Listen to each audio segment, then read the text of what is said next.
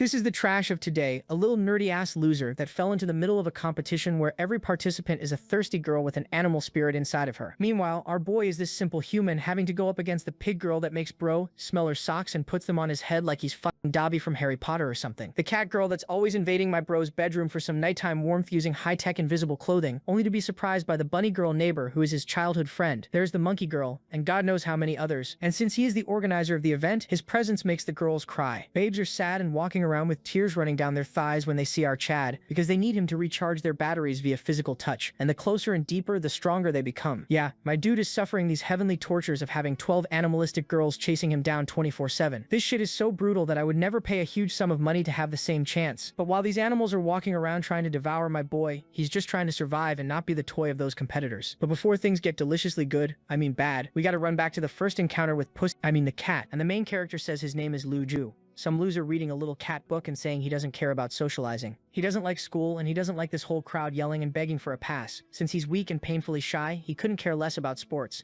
Because of that, he lives kind of isolated and has a hard time fitting in with the group. All he wanted was for people to be as harmless and calm as animals. He has no idea what's coming. Suddenly above him, there are 10 little toes wiggling. He looks up and sees a big foot. What is that? He instantly turns bright red. Then you realize she's wearing that famous invisible outfit. She looks down with a little giggle and moves closer while he tries to hide. She gets right in his face saying she's there to investigate, while he has no clue what she's talking about. She's basically saying she's imagining something. She's sure she saw something. He still doesn't get it. But then the door swings open and someone kicks it. He drops to all fours, twisted up, while the girl says she finally found him. And then you see the face of this other unhinged girl. He's swearing there was a girl in invisible clothes, but the other girl looks at him like he's lost it. It's obviously the rooftop and there's nobody there. Unless she jumped off. He's stunned, because the place really did turn empty out of nowhere. Was he imagining things? But now the girl comes over, squishes his face, and says the damn liar is going to be punished. The scene keeps going, and the author makes it very clear what they're into. We're not even 24 minutes into this story, and we're already on the second foot, and someone's saying this would make certain people very happy. She's smacking his face with her foot. Seriously, what kind of humiliating punishment is this? And she clearly knows what she's doing. She asks why he's complaining, since this is basically a reward. The weirdo, or maybe he's just being honest. Who knows? Stammers that yeah, maybe it's not that bad. The smell was nice. Only a psycho would say that out loud. Everyone laughs and she says it's fine. He's beyond saving. Then she yanks off the treasure cover and shoves it in his face. With that psycho expression, the whole class is wondering if this kid is some kind of creep. The bullying starts coming at him from every direction. Then someone suddenly asks about this wife he supposedly has. He's completely confused, like his brain just short-circuited. Now a girl in class wants to know if he really has a wife, if they live together. What is this conversation? She tells him to confirm it already, or it's going to get worse for him. He's sweating bullets because he doesn't want to reveal anything. And then we see the target of all this, a girl sitting calmly in the corner of the classroom. Her name is Raven, acting like she has no idea what's going on. And the pink-haired girl wants to know how serious their relationship is and how far they've gone. Raven stands up, and the artist's pencil basically catches fire. The strategic angle gets used, and she walks over with the kind of aura that says she's ending this right now. She looks at the pink-haired girl, tells her to stop messing with him, and says yes, they live together. But what does that have to do with any of them? The pink-haired girl, Haiji, tries to make a little joke, like, oh, it's just that. But Raven cuts her off again, telling her to mind her own business and leave him alone. The main character is standing there, not even understanding what kind of mess just exploded out of nowhere. Haiji doesn't know what to say when Raven calls her a pathetic gossip. Raven brushes past, bumps her, and Haiji can't even respond. Raven grabs the main character and tells him they're leaving. As they walk out holding hands, Haiji just stands there shaken with nothing to say. The scene shifts to another part of the school. They hide in the supply closet, and he tries to thank her for what she did, but she immediately tells him not to get any stupid ideas. She only did it because it's embarrassing for her to see him getting treated like an idiot. He's standing there awkward as ever, getting insulted nonstop by the girls and by the narrator too. Raven asks why he's so spineless. She's known him since they were kids, and she can't stand watching him be everyone's punching bag. She just keeps going. He's realizing it too. He grew up with her, but the distance between them feels huge. She's super social and pretty, and he's just some random loser, total trash. But while Raven is starting to tell him to stand up for himself, a little cat jumps in through the window straight at her. The cat lands right in her face. He moves to help.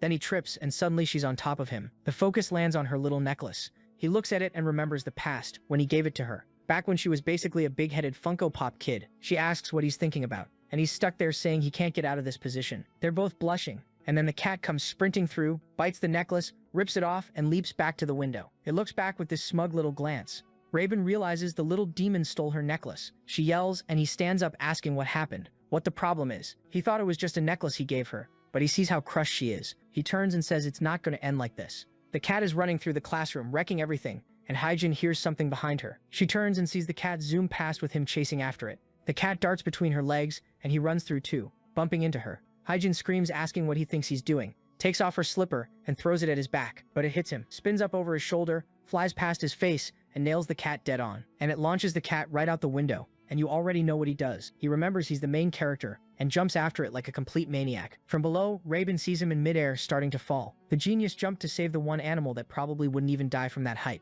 Even the cat is calling him an idiot for jumping with her, which is wild, because she's sure she'll survive. He, on the other hand, is done. Looks like she won't have time to find the ideal partner, so it'll be him. Since he went that far for some random cat, maybe he deserves the power of the magatama. Suddenly, the stone starts glowing on him, and the cat says a new celestial game is beginning. The whole school starts shining. A yin-yang circle and pentagrams appear under him. The cat tells him to say he accepts, like, kid, you've been talking for 15 minutes in midair. He focuses, shouts that he accepts too, and then the scene switches to a blonde figure. The main character looks like a child, or the other figure is 16 meters tall, and the creature asks what he truly desires. He's confused, trying to figure out what he's even supposed to say in a situation like that. He closes his eyes, but apparently he doesn't say anything, and the dream ends. He wakes up with this big-headed nurse asking if he's feeling okay. He panics, sits up, and accidentally headbutts her. They're both rubbing their foreheads, and she says she has no idea how, but he survived a free fall from the 4th floor. He's totally lost. While she's there like, wow, what a nurse. She demands he explain exactly how he doesn't have a single scratch. He, all awkward, says it must have been a miracle or something. She tells him to go to a real hospital and get tests done, because something has to be wrong with his body. He leaves the room, but there's also this thick-hipped figure watching him from far away. Still, he can't make sense of anything that happened today. When he finally gets home, guess who's sitting on his pillow? He freaks out, saying it's the same cat from before. She says she saved his life, so she owns this place now. He thinks about it for a second and says that kind of makes sense, but what he really wants to know is how there's a talking cat in his room. He starts banging his head, thinking he's gone crazy after the fall. The cat stretches out and tells him to stop playing dumb and just accept the job as judge already. Then she starts roasting him, makes this evil face and pounces on him. Meanwhile, we forgot she lives really close to him. Robin is sitting there confused. He should have been home already. And then she hears a bunch of noise from his room and runs over to see what's happening. She flies up the stairs, gets to the door, starts knocking, no answer. So she pulls it open and walks in. And what she finds is him with the invisible outfit cat girl. Robin's jaw drops while he tries to process how huge this problem is. The cat girl lets out a random meow. Robin immediately screams so loud the whole neighborhood could hear it.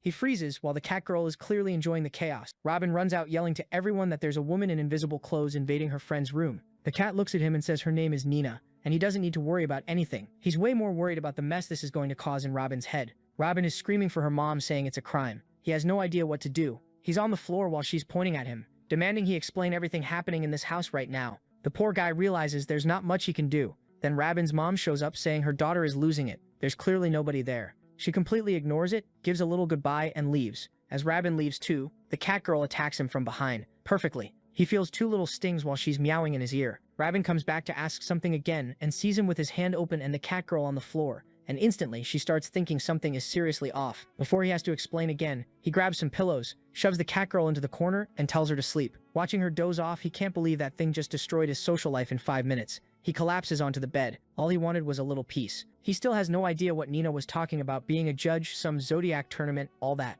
And then Nina says the competition from 3,000 years ago is going to happen again. He doesn't care. He just wants to sleep. She wants to explain, but seeing how exhausted he is, she just says she's counting on him. He finally passes out. Then we see a dream, a cultivating human in this paradise-like place. The person is petting animals, and even the cat is there too. A robed figure stands up, asking who will accompany them on this journey, and starts walking away. Oh, actually, it's not a man, it's a woman, saying there isn't room for everyone at the top, only 12 seats. And the way they decided who would get those powers was through a competition. So the main guy's in his room and suddenly jolts awake, totally startled. He looks to the side and sees, thank God, the cat is gone. Maybe all of that was just a dream. The good news, he's not that late for school. The bad news, at school, what's waiting for him is a sock to the face, and as he puts it, a nice stinky little foot. He gets up without thinking much and starts putting on his school uniform because yeah, the gross dude really doesn't shower. What he doesn't notice is that the little cat is clearly sitting there at the window. As soon as he finishes getting dressed, she jumps out of the house too and transforms. Like seriously, this thief broke into Raven's place and straight up stole her clothes.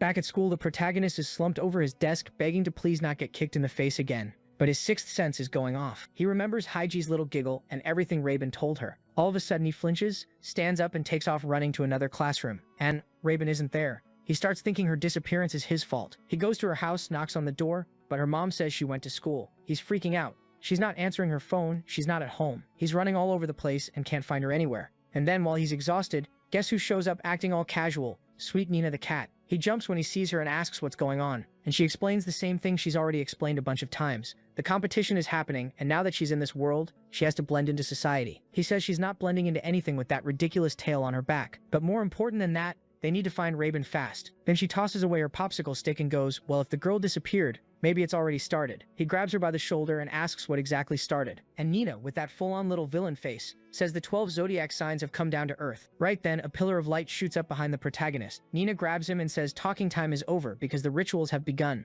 The 12 gods are in this world now, and the competition has started. And it looks like one of them chose Raven's body to manifest through. All he wants to know is how to fix this, and where Raven is. Nina explains that first, as the judge, he has to make the gods accept the game. He asks what happens if someone refuses, and she says if Raven refuses, she gets devoured by the god. He's in shock while Nina's smiling, telling him they'd better hurry up and save her. So he goes to that storage room from the beginning. There's a sign saying it's closed, but he knows Raven always sneaks off there, so he starts yelling her name, and inside she's curled up in the corner. He hesitates as he steps in, asking what's going on. But suddenly she screams at him to get out right now. In the same instant, she blasts past him like a bullet and starts running. He's stunned because she's insanely fast out of nowhere. She's already up the stairs, and we're back to that opening scene on the rooftop. He walks closer, saying he'll explain everything. But then he glances at Nina and signals her. The two of them jump to grab Raven, but Raven leaps away and leaves them both on the ground. And right away, Nina says things just got serious, because his friend became the rabbit's representative. She can jump, but she can't land. She's all twisted up. She passes in front of him, and he's standing there in shock, thinking his friend is gone for good. He's basically about to cry while Nina tells him to wake up. He turns and says he lost his friend, but Nina grabs his arm and tells him to move. They both jump down, and this weird energy appears around Nina's hand and around them, and they land smoothly. Woojin still doesn't understand what's happening, and then he sees Raven is on top of them again, and she's got these ridiculous mosquito-looking ears. She starts flapping them and ends up floating. Nina warns him they need to catch her before the possession finishes, because if her eyes start glowing, that means things are getting bad. Nina cracks her neck like she's about to have fun, then launches at Raven, but the second she's about to touch her, Raven jumps and the two of them face off. It turns into a messy beatdown attempt, Nina trying everything, Raven dodging like it's nothing. Every time Nina gets close, Raven hops away and stays out of reach, but even while Raven's running, she's asking for help. One eye is turning red, the other is tearing up. The protagonist trying to figure out what he can even do. Then he suddenly yells that she has to join the tournament. It's the only way she'll go back to normal. And now even Nina doesn't know what to do because Raven is starting to get fully possessed. But she's way too agile. Then Woojin calls out to Nina and says he knows how to solve it. Nina's surprised by the idea he came up with while Raven keeps hopping all over the school. Nina keeps chasing, her nails glowing. She almost lands a hit,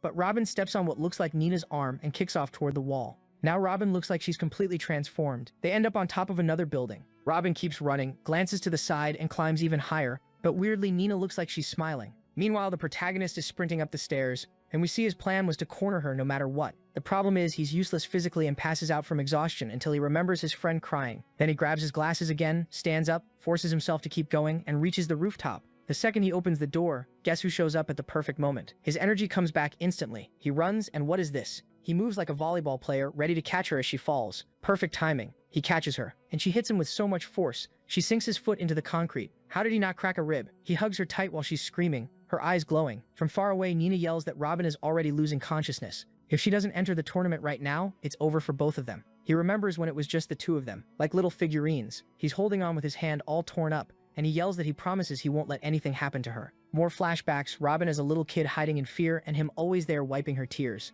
Back in the present, still hugging her, he shouts and confirms the rabbit's participation in the competition, and suddenly the pillar shoots up into the sky again, and it looks like she's back to normal. Robin goes limp, and a little drop falls onto her head. A rabbit drop. Obviously, he has no idea what just happened. Nina just says the others arrived too. The moment she's been waiting for 3,000 years is finally here. He asks who she's talking about, and when he looks back, there are tons of pillars rising all over the city, like a Batman signal on every corner. He knows exactly what that means, a whole bunch of people for him to save. Back at his house, Robin wakes up all dazed. He asks if she's okay and leans in, trying to see if she's really back, but she immediately slaps him and tells the pervert to back off. She asks what he's doing there, and he says it's his house. Then Robin notices the girl in front of her. The cat is wearing her clothes. But that's not even the weirdest part, because she looks to the side and sees a rabbit head floating in the air. Nina says that's the rabbit spirit. Robin realizes it wasn't a dream, and whatever this is, it's connected to her. Nina welcomes her to the Zodiac tournament. Robin's still not really getting it, and the protagonist tells Nina to finally explain what this stupid tournament is. The floating rabbit head starts talking to,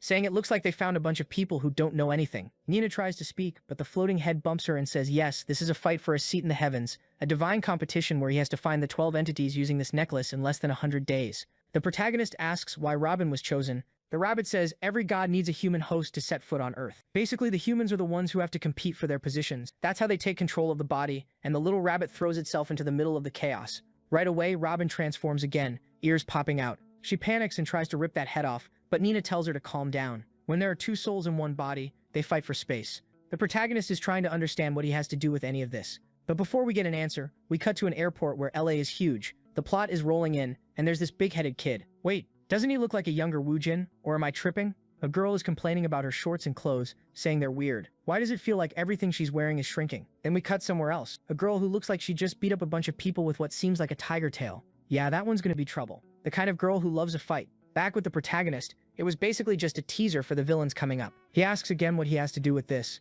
and why there are 11 more people going through the same nightmare. The rabbit says the exact reason doesn't matter, but one thing is certain. Now that he's the judge, all the chosen people will be people who have some connection to him. That's exactly why Robin was the first one possessed. He gets scared, because that means what happened to his friend was his fault. He starts thinking about the women he's seen the most in his life, and remembers the lunch lady. He looks wrecked, and asks Nina what happens if he doesn't find the other people. She explains that if that happens, the spirits take over the bodies and never go back to the heavens, meaning the people basically die, because the humans lose control forever, because a god isn't going to want to split rent on their own soul. She grabs his cheek and leans in, saying he can count on her. Just keep her close and she'll help. He's standing there all stiff, not really understanding. The rabbit spirit warns him not to trust her because she's in the competition too, but Nina grabs it and tells it to shut up or she'll end it right now. Now Robin's suspicious and asks what the cat's role is. Nina says she has no role at all. The truth is, the most important person here is Woojin, since he's the judge, even if it looks like he doesn't remember anything. Suddenly, the rabbit spirit flies toward the protagonist, stops right in front of his chest and taps him. At the same time, Nina steps in,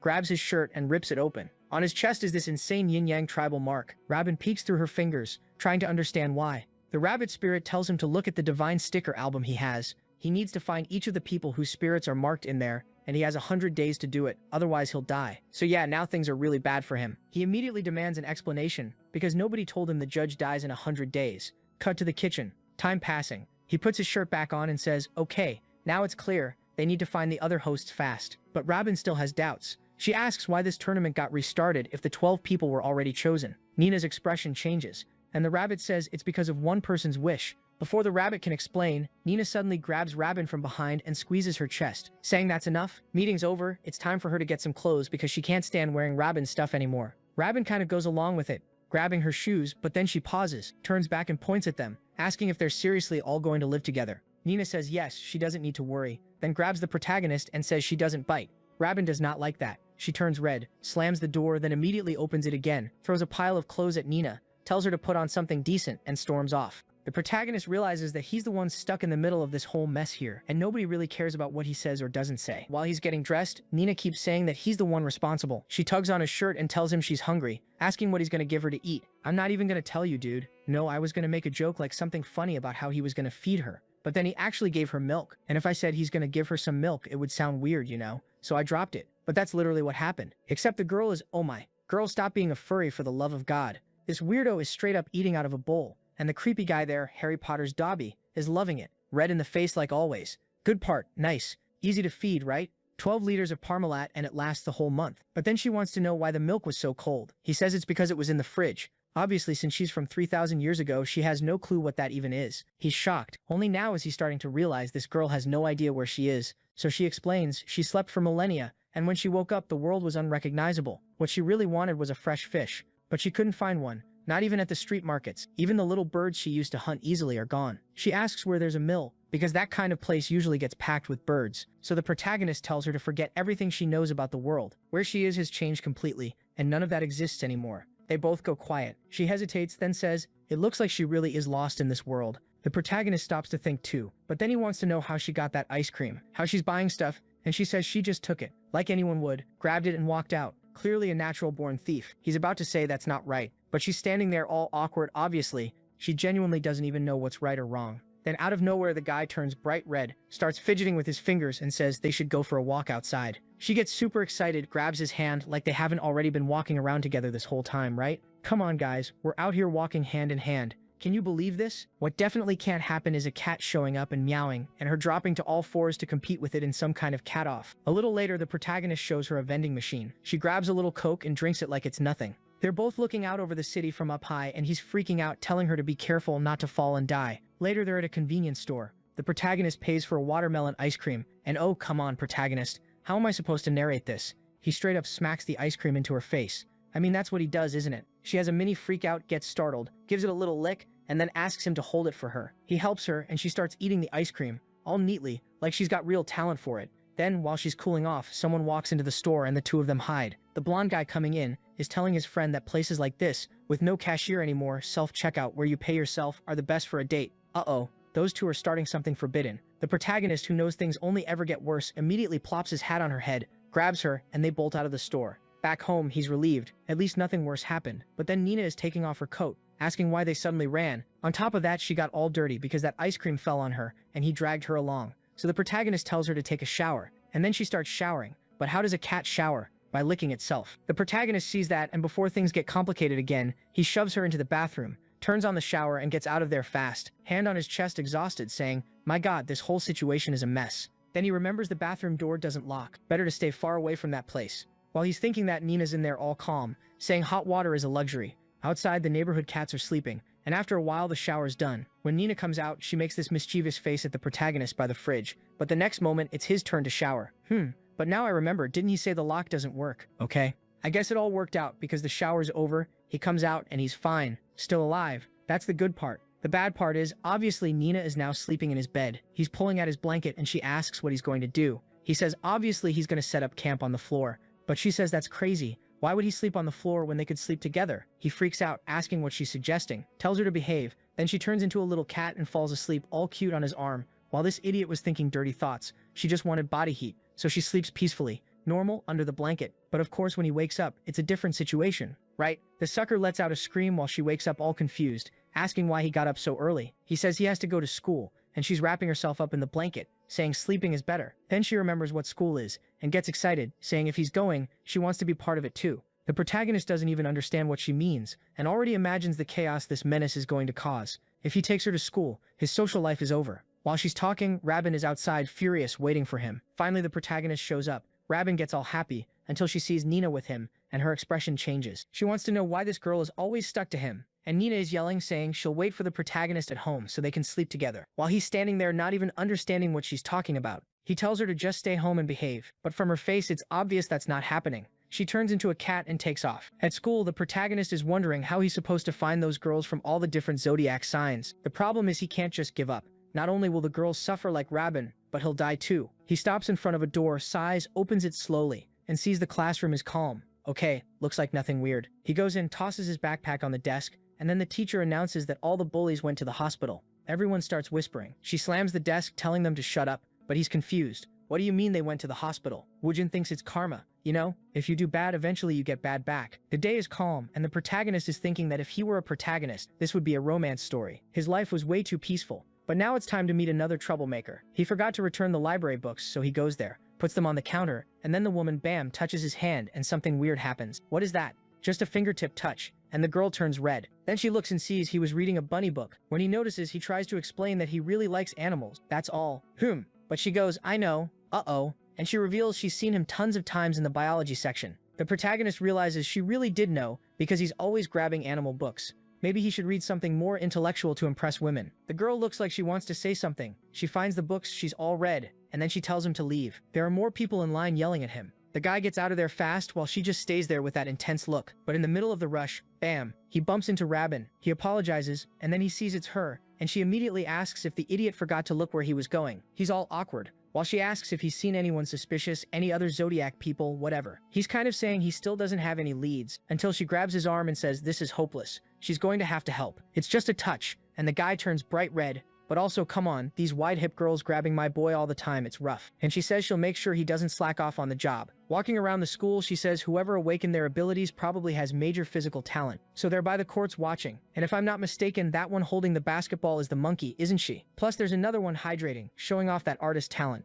Then Rabin notices there are a lot of weird people at school. Meanwhile, the protagonist is having a full-on episode. Everything going black and white. Hand on his chest, heart hurting. She tries to hold him so he doesn't fall, but he plays it off, saying he's going to the nurse's office. But Rabin isn't dumb. She already knows something's going on. Meanwhile, in another part of the school, people are asking what happened to the gang. I think Regina, from the beginning, is asking if it's true. It was a bike accident. Rabin is just listening, when suddenly, dude, one of the tough guys goes flying, and that girl who I think is the library one walks past Rabin. Cut to the nurse's office. The protagonist is a total mess, but wow, this nurse is going to kill more patients than she saves. Look at this lab coat on the floor, full lips, and she's coming closer to him. Hey, I was joking, nurse. I didn't think you were actually playing that game. She's hovering over our guy like a drone, checking him, saying the appointment isn't over. She says she has to check the heartbeat in a certain area. She's going to show him. She tells him to stay calm, but the guy is about to have a heart attack. That's what's happening. Before that though, we go back a few moments when the kid was walking down the hallway and seeing everything all smeared. Before that, we go back a bit more. The hallway was calm,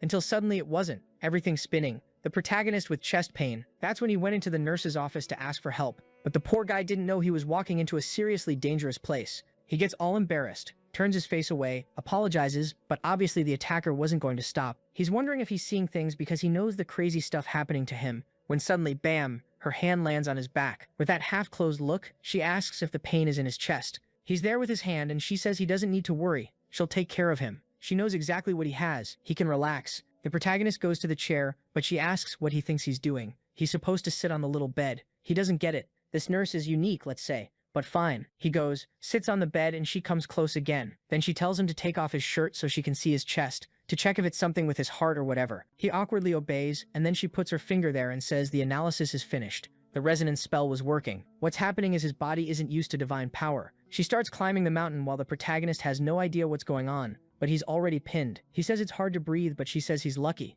Dude, hold on, this just got bad. The girl pulls out a snake tail, slit pupils. She says now he's going to disappear real quick. Oh no. All this adventure just for her to almost kill my boy. She smacks him with her tail, and not the kind he likes. The guy looks, freaks out. Meanwhile, in the hallways, we see a girl taking one to the chin. The other guy with orange hair looks confused, goes after the girl I think is from the library. But then the guy activates something in his hand and slams a paw strike into the other guy's chest. Another one comes from behind, but she glances sideways, pulls out a little goat horn, grabs his neck, and throws him into the wall. One furious glare, the dude passes out, and she still goes in to stomp him while he begs for help. But she doesn't care. She just tells him to pay for what he did and starts stomping the poor guy. Meanwhile, Rabin is trying to call the protagonist, but he's being attacked somewhere else in the school, and his scream echoes. Rabin jumps, drops her phone, it hits the floor, and the horned girl walks up, asking who she is and what she's doing there. Back to the tail smack scene. The protagonist falls to the floor and the snake girl is threatening him, saying their little game is only going to hurt a tiny bit. The protagonist doesn't even want to hear it. He throws the door open and sprints down the hallway yelling for help. He spots a small room with the door open, slips inside and hides, praying that this nightmare will just pass by. Yeah, no chance. She's still got that huge tail and she's still dangerous. It's like she's got wall hacks. She instantly knows exactly where he's hiding. And then she smiles. Right away he gets this weird chill. He drops to the floor at the exact moment that tail whips past him again, barely missing. The way it punches into the wall, he's sure of one thing. If that had hit his head, he'd be dead. The snake stares him down and says this is where he dies. He has no idea how he's supposed to dodge, but when the next attack comes, Robert shows up and saves him. The big-tail nurse is furious. She got interrupted, but Robert grabs the boy's arm and takes off running. She demands to know why he's shirtless and what was going on. He explains that the nurse told him to take his clothes off and sit on the bed. Robert's shaking him in anger, but then she admits she saw something dangerous and messed up too. But Robert's fast, and still, the queen of that tail lands a hit on her leg and yanks her back. She flings her up, leaves her hanging upside down, and the snake celebrates, saying she's about to strike. And then what is that? She licks her and then bites. Robert's hand starts trembling. The protagonist tries to help, but the rabbit spirit is already twisting out of her body, all warped. The nurse catches it midair and says he's gotten a little stronger, but he's still just a snack. She says goodbye to the rabbit competitor when someone smashes through the window and Dam comes flying in with a kick right into her mouth and blows the tail monster back. When the protagonist looks, it's her. Nina showed up to save the day. Full parkour mode, she spins in again and lands another heavy kick. The protagonist stares, and Nina says she finally found him. He's too confused, wondering where she even got that uniform. Meanwhile, Rabin is completely drained. She tries to get up, but she passes out for real. The protagonist starts to explain what happened, but then the teacher is getting back up, and now that he's noticing she looks kind of pregnant, Nina explains the cursed snake absorbed the rabbit's power, but she tells him not to worry, she'll handle it. She snaps her fingers and charges in, and the protagonist thinks maybe they still have a chance. He's seen videos online, cats have way better reaction time than snakes. Yeah, before he can even finish that thought, Nina gets launched backward and slams into the ground. Now it makes sense. The teacher looks bigger because her skirt's stretched to hide that massive tail. She says nobody's leaving alive. Nina immediately tells the protagonist to carry the rabbit and get out. He throws Rabin over his shoulder and bolts. Somehow the snake isn't following. While running, he demands Nina explain what's going on. She says it's divine power, but right then they almost get clipped by another tail strike. He tells her to make it make sense. Divine power is energy from heaven and earth, basically the life source for all creatures. In their world where they come from, that energy is infinite, but here on Earth, if they're not strong, they basically can't recharge. And if their counter hits 0, they lose all the life force they have. So the protagonist asks how they're supposed to save Rabbit. Nina says the easiest way is to steal energy from another spirit, exactly like the snake did to the rabbit. That's why Rabbit passed out. She's completely empty. There's also a slow way to recover little by little, but that takes hours. They're still running and end up back at the tool room. Everything always ends up in that place. But the wide-hipped monster shows up and smashes through the entire wall. Everyone gets thrown back. Nina goes flying. The protagonist crashes and she hits the wall hard. He asks if Nina's okay. She says she's alive, just not in one piece. The giant snake moves closer, and Nina tells him to run while she distracts it. Then she adds that the snake's plan is probably to devour Wu Jin because he's the judge. As judge, he has a ton of divine energy, and the snake would become a supreme creature fast. The protagonist says if he has energy, he'll give it to them, until Nina explains that if he does that, he dies instantly. He realizes he's basically useless, while Nina steps forward alone, saying if he gets caught, the whole tournament ends right there. She goes in solo, dodges the tail, tries to slash, but the scales don't even scratch. The protagonist uses that moment to scoop Rabbit into his arms and run. He leaves Nina behind, taking the hit for them. Nina thinks she's fine until a tail strike comes from behind, but her feline instincts kick in, and she dodges again. Then the tail twists like it's going to catch her no matter what. And then, yeah, that scene that would be banned in like 78 countries. What is this, artist? You can't be doing that. How am I supposed to describe this? The snake coils around the girl and squeezes hard, and Nina bites her. The snake laughs, saying she's acting like the rats she hunts. She tells her to stop biting and squeezes even tighter, saying she's going to break her bones. And now it's time to feed on that energy. Another bite to the neck while the protagonist flinches, and suddenly the snake throws Nina right at him. The snake is having the time of her life, licking her lips, saying she's overflowing with divine energy. Nina, in the protagonist's arms, demands to know why he didn't run when she created an opening. He really is an idiot. Then he looks down and sees it. Both the rabbit girl and the cat girl are passed out. The snake is glowing with green light. The boy is wrecked, realizing nothing is working because he's weak. And then an explosion of light fills the gym. When the smoke clears, the women are gone. Only the giant snake is left. From far away, you can see the creature's silhouette, laughing, telling him not to be so sad. He's going to be complete too, peacefully swallowed whole. She lunges to bite him and he's just drowning in despair. He gives up. Then out of nowhere, he apologizes and nothing happens. And then the boy starts glowing. A pillar of light shoots up, light spilling everywhere, the whole city lighting up. His arm is stretched out and the snake just freezes, confused. What is this? The protagonist just started a full Giga Chad transformation or what? He throws up a yin-yang defense, and of course chapter ends, and we jump to the next one. Right as the snake attacks, he hesitates. Everything shines, and he forms a barrier like he's got insane swagger. The snake starts trembling, and even Nina is bugging out, trying to figure out what kind of power that is. The protagonist stands there with his arm extended, and the snake can't do anything. He tells her to go back where she came from, and suddenly another pillar of light rises, and that symbol on his chest appears over the entire school. Then the scene changes. He opens his eyes and sees a little butterfly, a moon. He's in the middle of an abandoned forest, wondering if he's dreaming. He hears footsteps behind him, turns, and sees a woman who looks like an older Nina. He tries to talk to her, but she walks right through him. Completely confused, he follows. She crouches in a bush and watches a family enjoying life from far away. Here comes the drama. You thought this story was only going to be about thick thighs? It's yin-yang. Sometimes it's thighs, sometimes it's tragedy. Obviously, she was supposed to have a family. Someone notices her hiding in the brush and calls out, and she runs. The man chases her, grabs her arm, and she starts crying, asking why all of this is happening. The protagonist doesn't really get it. Maybe he's crying too because he doesn't have a family either. After all that aura formation, the protagonist wakes up crying in a bed, Rabbit on one side and the nurse on the other. What? He sits up fast because the other one is wearing that famous invisible outfit. He's breathing hard, and when he looks over, the cat girl is stretching the snake, twisting her up, squeezing her. Yeah, that's what's happening. He asks what happened. Why the nurse who tried to kill him is now sleeping peacefully. He still remembers that 10 minutes ago she was a giant snake. Nina explains it was a kind of possession, berserker mode. The spirit inside her body took full control and the human fell asleep. Basically, the real nurse at that moment was just an object inside the creature. But a spirit always carries the dark desires of the person hosting it. The protagonist is confused. Wait, so being a giant snake was the nurse's desire? Nina says they'll never know. The only thing she's sure of is that the woman's soul was too weak to handle the snake's ego. Nina's furious, saying that monster almost ruined the entire event, so the protagonist asks how they solved it. Nina remembers the boy with the white hair, looking ridiculously cool. Even the snake spirit wants to know what kind of cheat that was. Sorry, warrior, that was main character privilege. Nina tells the protagonist he resolved it using a power he shouldn't even know how to use yet, but it's connected to the judge's power. While spinning the little snake around, she says that to keep the rules of the game, the judge sometimes gets certain abilities. Now the protagonist is even more confused, so he really does have something special. While the snake suffers, he says he's at least relieved everyone's safe. Nina asks what he means, Safe. Doesn't he see the situation? He panics and asks what else happened. She says one of them had her power completely drained and the other almost lost her body to a divinity. Worst case, neither of them might wake up. Then the little snake apologizes, saying she arrived on Earth recently and got way too excited and ended up attacking innocent people. The protagonist still doesn't get it, and the snake explains that for gods, divine power is basically a drug like crack. Once they start consuming it, they get addicted. Woojin asks how they're supposed to fix this.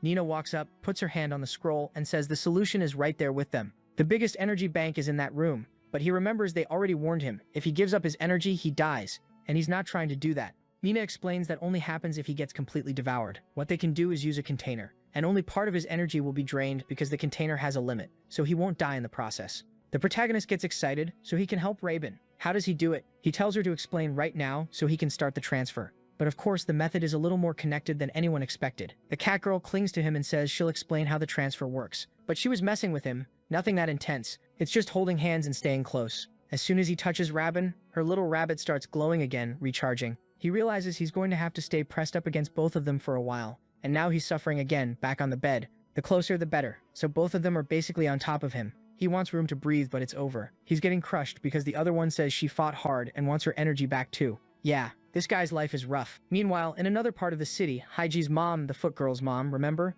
The one who put the sock on his face at the beginning, is banging on her door telling her to come out. Haiji is inside eating donuts, getting messages from people asking if she's really sick. She just keeps eating, smiling with pure spite, saying she's screwed. How is she supposed to go to school like this? She got the pig spirit and got chubby. Then the scene switches back to the school where everything happened. A human with black and white hair is staring at all the destruction. He puts his hands together, creates an explosion in the sky. Lightning, clouds. Is he rebuilding everything? Hard to tell. It'd be depressing if he's one of the 12 zodiac spirits. I thought it was 12 women. Don't start trolling me, artist. Back with the protagonist, he's under all three of them, exhausted, because while everyone's draining his energy, he's getting weaker. But in his little pixel heart, it feels like he can see how much energy Rabin still needs to recover. He also remembers the fight and how useless he was. He really needs to prepare better. He tries to get up, but they're all stuck to him, lazily draining his energy. They're spinning around up there, getting way too close. Hey, what's going on? What is happening here? And when that lightning from the guy at school strikes, Rabin wakes up and sees the other girl with her mouth right up on the boy's face. She lets out a scream and jumps up, demanding to know what's going on,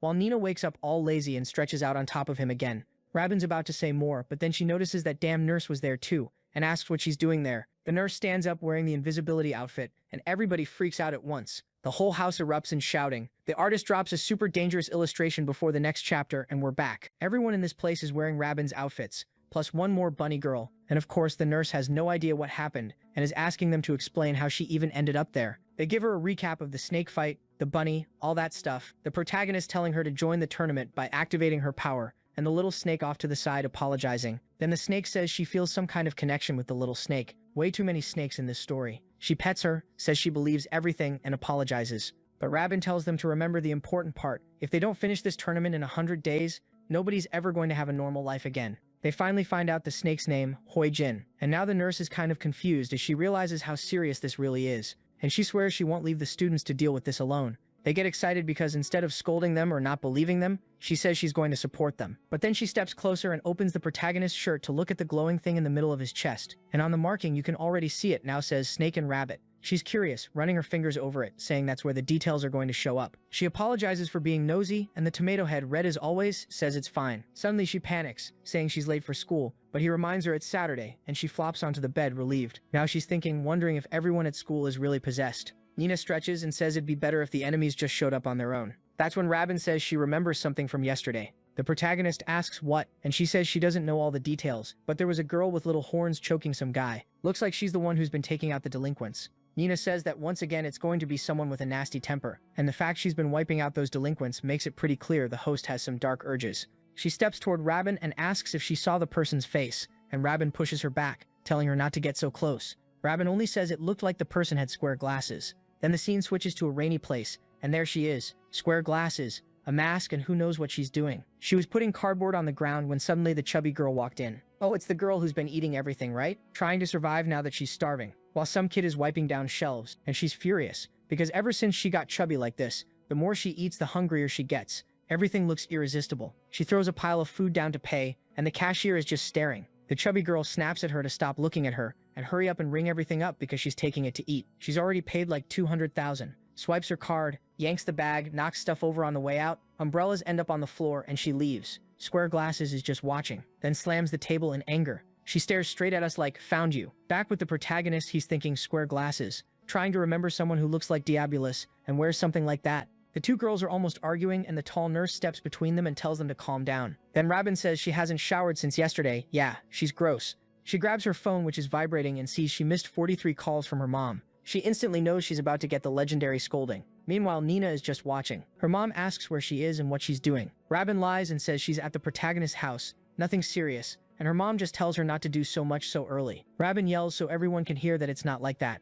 But a little later, the teacher and the whole group are leaving. Our boy waves goodbye to his harem after an intense night with 4 girls in his room. As always, Nina keeps bothering him, shaking him, saying she's hungry. She wants this, she wants that. Robin watches it all and bam, she shuts the door. Out in the hallway, she's confused, wondering if she's jealous. And then she remembers waking up and seeing those mouths way too close. She's so mad she can't even explain it. Like, is she basically in love? She doesn't finish the thought. And that cat inside knows exactly what Robin is feeling. She's doing it on purpose. This Zodiac girl is competing in everything. Before the protagonist can even notice, Nina grabs him again and tells him to make something for them to eat. Bad news, the pantry is empty. He has to go to the corner store. He asks if she wants to come, but she's on the couch acting dramatic, saying she's tired. She hates rain, so she'd rather stay there. The protagonist scratches his head and says fine, she should stay home and behave. He's going to the store in this downpour. So off to the store in the flood. The city is soaked, and he can feel the rain is way heavier than he expected. Then, no joke, there's this huge creature coming toward him. A hard bump, umbrella flying up, groceries all over the ground. The girl immediately crouches down and starts picking everything up. What was that? She bolted and ran again. It sounded like she yelled a quick sorry without meaning to. The protagonist noticed it sounded like Hygiene's voice, but the body was completely different. He recognizes those feet, and they're super swollen. And the kid's got a million IQ too. Since he remembers the snake changed appearance and Robin changed too, maybe if she was one of the people who got a Zodiac, she changed as well. He takes off running after her. But what he doesn't know is there's someone in a wet shirt watching too. Square Glasses, the real one. Ji-yoon, who the protagonist is probably already guessing is the sheep girl based on what Robin said. The girl Robin warned was beating up all the delinquents at school. Right away, the protagonist remembers. Square Glasses. That's what Robin said. It has to be her. Meanwhile, the little piggy is sprinting like crazy with her snacks. She's panicking. Looks back, wondering who's following her. She feels it, but doesn't see anyone. So she runs again. Then something steps. She hears footsteps. Turns again and still sees nothing. She screams for the creep to stop following her. Who was this jerk who wouldn't stop bothering her? Right behind her since the store. And then the footsteps in the rain keep coming. It's her, the wet shirt girl. She shows up already transformed, saying she finally found the queen of bullies. Right, Haim used to be a bully and now this girl wants to beat her up, but Piggy's big and still fast, keeps running. The problem is, I don't know if she can outrun the sheep, who's walking calmly like she's sure she'll catch her. So many nutrients, jumps into an elevator in desperation, sees her in the reflection of her eyes, turns door closes at the last second. She's trying to catch her breath, but then she feels something behind her and falls forward in fear. She begs them not to kill her, to stay away, crying, eyes squeezed shut. But who is it? It's the protagonist, holding out his hand. Come on, Piggy, let me help. And look at the little sheep drawing the artist throws at us. In the story, she's not that strong. Next chapter, in the scene, the protagonist helps her up and asks if she's really Haemuge. The artist went hard there, the protagonist suffering. Here, I'll help you. But she hides her face and says no, it's not her. He says it doesn't make sense to keep hiding, but she yanks her arm away and runs again. She starts typing like crazy, hits the door button. The protagonist rushes in and reaches out. She slams the door on his arm and starts punching his hand. That's brutal. He tells her to stop, shocked by how strong she is. She's cursing him out, calling him every name,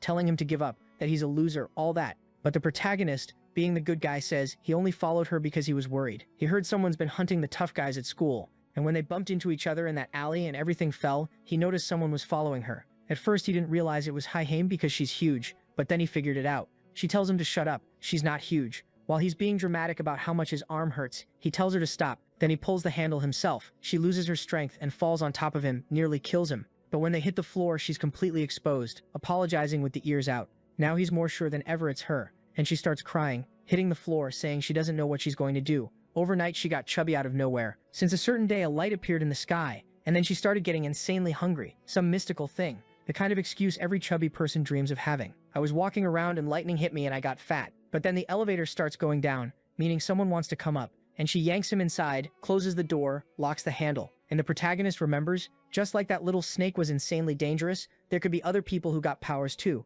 and they might not be nice about it. So he asks Haemuge if she got any power besides getting huge. She puts a hand on her belly and says the only thing that changed is she can eat enough for like 3 people. She clings to him, asking why he's so calm, while the protagonist realizes Hyhamujin hasn't noticed the power she got. The plan basically would be to get her into the tournament fast so she can awaken like Rabin did. Then finally, she'd be able to use those powers. But at the same time, he's thinking about Jihin and how much she changed. She used to be a calm girl, and now she's all dark. He needs to find out if that's really Jihin or if she's being possessed by her spirit. And right then, the doorbell rings. Hyhamud goes to look and only sees the other girl there with a killer face, telling her to open the door. Piggy stumbles back in shock and the sheep slams the door from the other side. The protagonist realizes that this time Rabin is at home, and Nina also doesn't want to go out in the rain, so no help is coming. Hyhamud runs off screaming for help. The protagonist says he has a solution, but she slams the bedroom door in his face. He bangs on it, telling her to open up while she's in shock, saying she's calling the police instead. He'd better disappear. She's desperate in the corner of the room, crying, saying she can't take it anymore. She doesn't know what to do.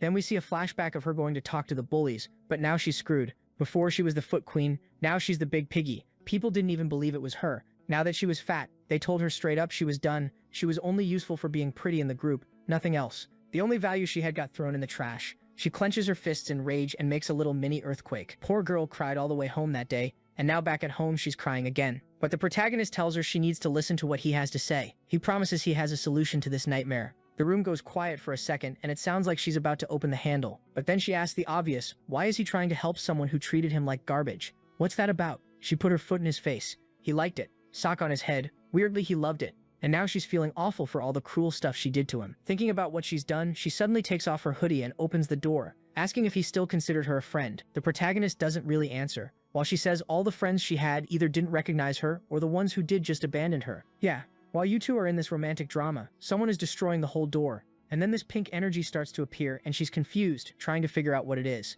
Out of nowhere, the main guy says it's hard to find someone that pretty with pink hair. Oh, so you're here to flirt, huh? You think your bed can handle all that? Then he says he might have figured out who she is by her smell. Yeah, that made it worse. She straight up decks him in the stomach. But while they're messing around, the little goat girl is out there smashing the door, about to wreck everything. The footsteps in the hallway suddenly go quiet because she pulls this Michael Jackson moonwalk move, gets ready and powers up those huge horns. At the same time, the main guy's like, wait, what is this? It's stuck to the ceiling. He hears Hai-Jin getting closer. A circle appears over the two of them, and he yells that the little pig is joining the tournament. The other girl's just standing there, not really getting why he's calling her a pig. Then, all of a sudden, the room lights up, and a spirit comes out of her body. Literally a cute little pig, and it even compliments the main guy, saying he really is an elite judge. Hai-Jin, though, is freaked out by this weird pig that just came out of her. Then, when it goes back into her body, there's another flash. The main guy gets blinded for a second, and at that exact moment, Ji-ham breaks the door down and storms into the house. She gets blinded too, but immediately throws a punch anyway, except it calms down because Hai-Jin blocks it, and with one heavy-handed hit, she slams her into the wall. The main guy is shocked by how strong the pig is,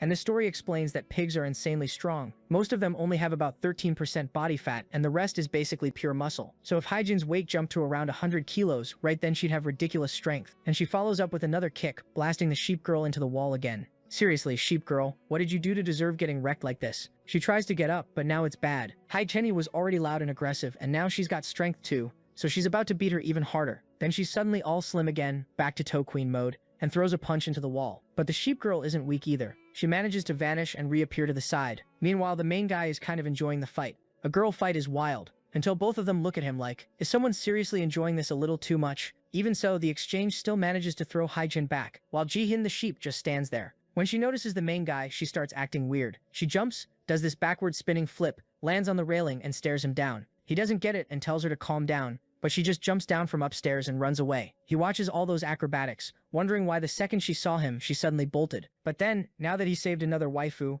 it's reward time, aka more crying on his clothes. He grabs Hai-Jin, pins her against the wall, looks her over, and goes, wait, what is this? Oh my god, since she was wearing those huge clothes, now everything's hanging off and slipping down. Hai-Jin immediately thinks he's being a creep trying to sneak a look. Same old argument. Then they notice the house is totally wrecked, and outside, it's still raining. Meanwhile, Nina is sprawled out on the couch. She hears someone coming to the door and assumes it's the main guy bringing food, but it's a different kind of delivery. He brought another girl home. You'd think Nina would be sad, but she's excited, saying he finally found the pig. Now Hai-Jin is furious, wanting to know why there's another woman in his house waiting for him. And now the bimbo finally realizes he really does have another woman there. So now the two of them are demanding to know what the other one is doing in his house. Hai-Jin even says the rumors about Rabin living with him were all true. Nina doesn't care about any of that, she just wants to eat, trying to open the box. The main guy looks around and realizes it's a total mess. A little later they sit down, and now he has to explain the whole competition thing to Hyjin. He's exhausted, he has to explain this to everyone. Hyjin isn't even that interested in the details. What she wants is to know why they're dragging her into this at all. Right then, the pig spirit pops out to lecture her, and when it comes out telling her to calm down, she instantly gets chubby again,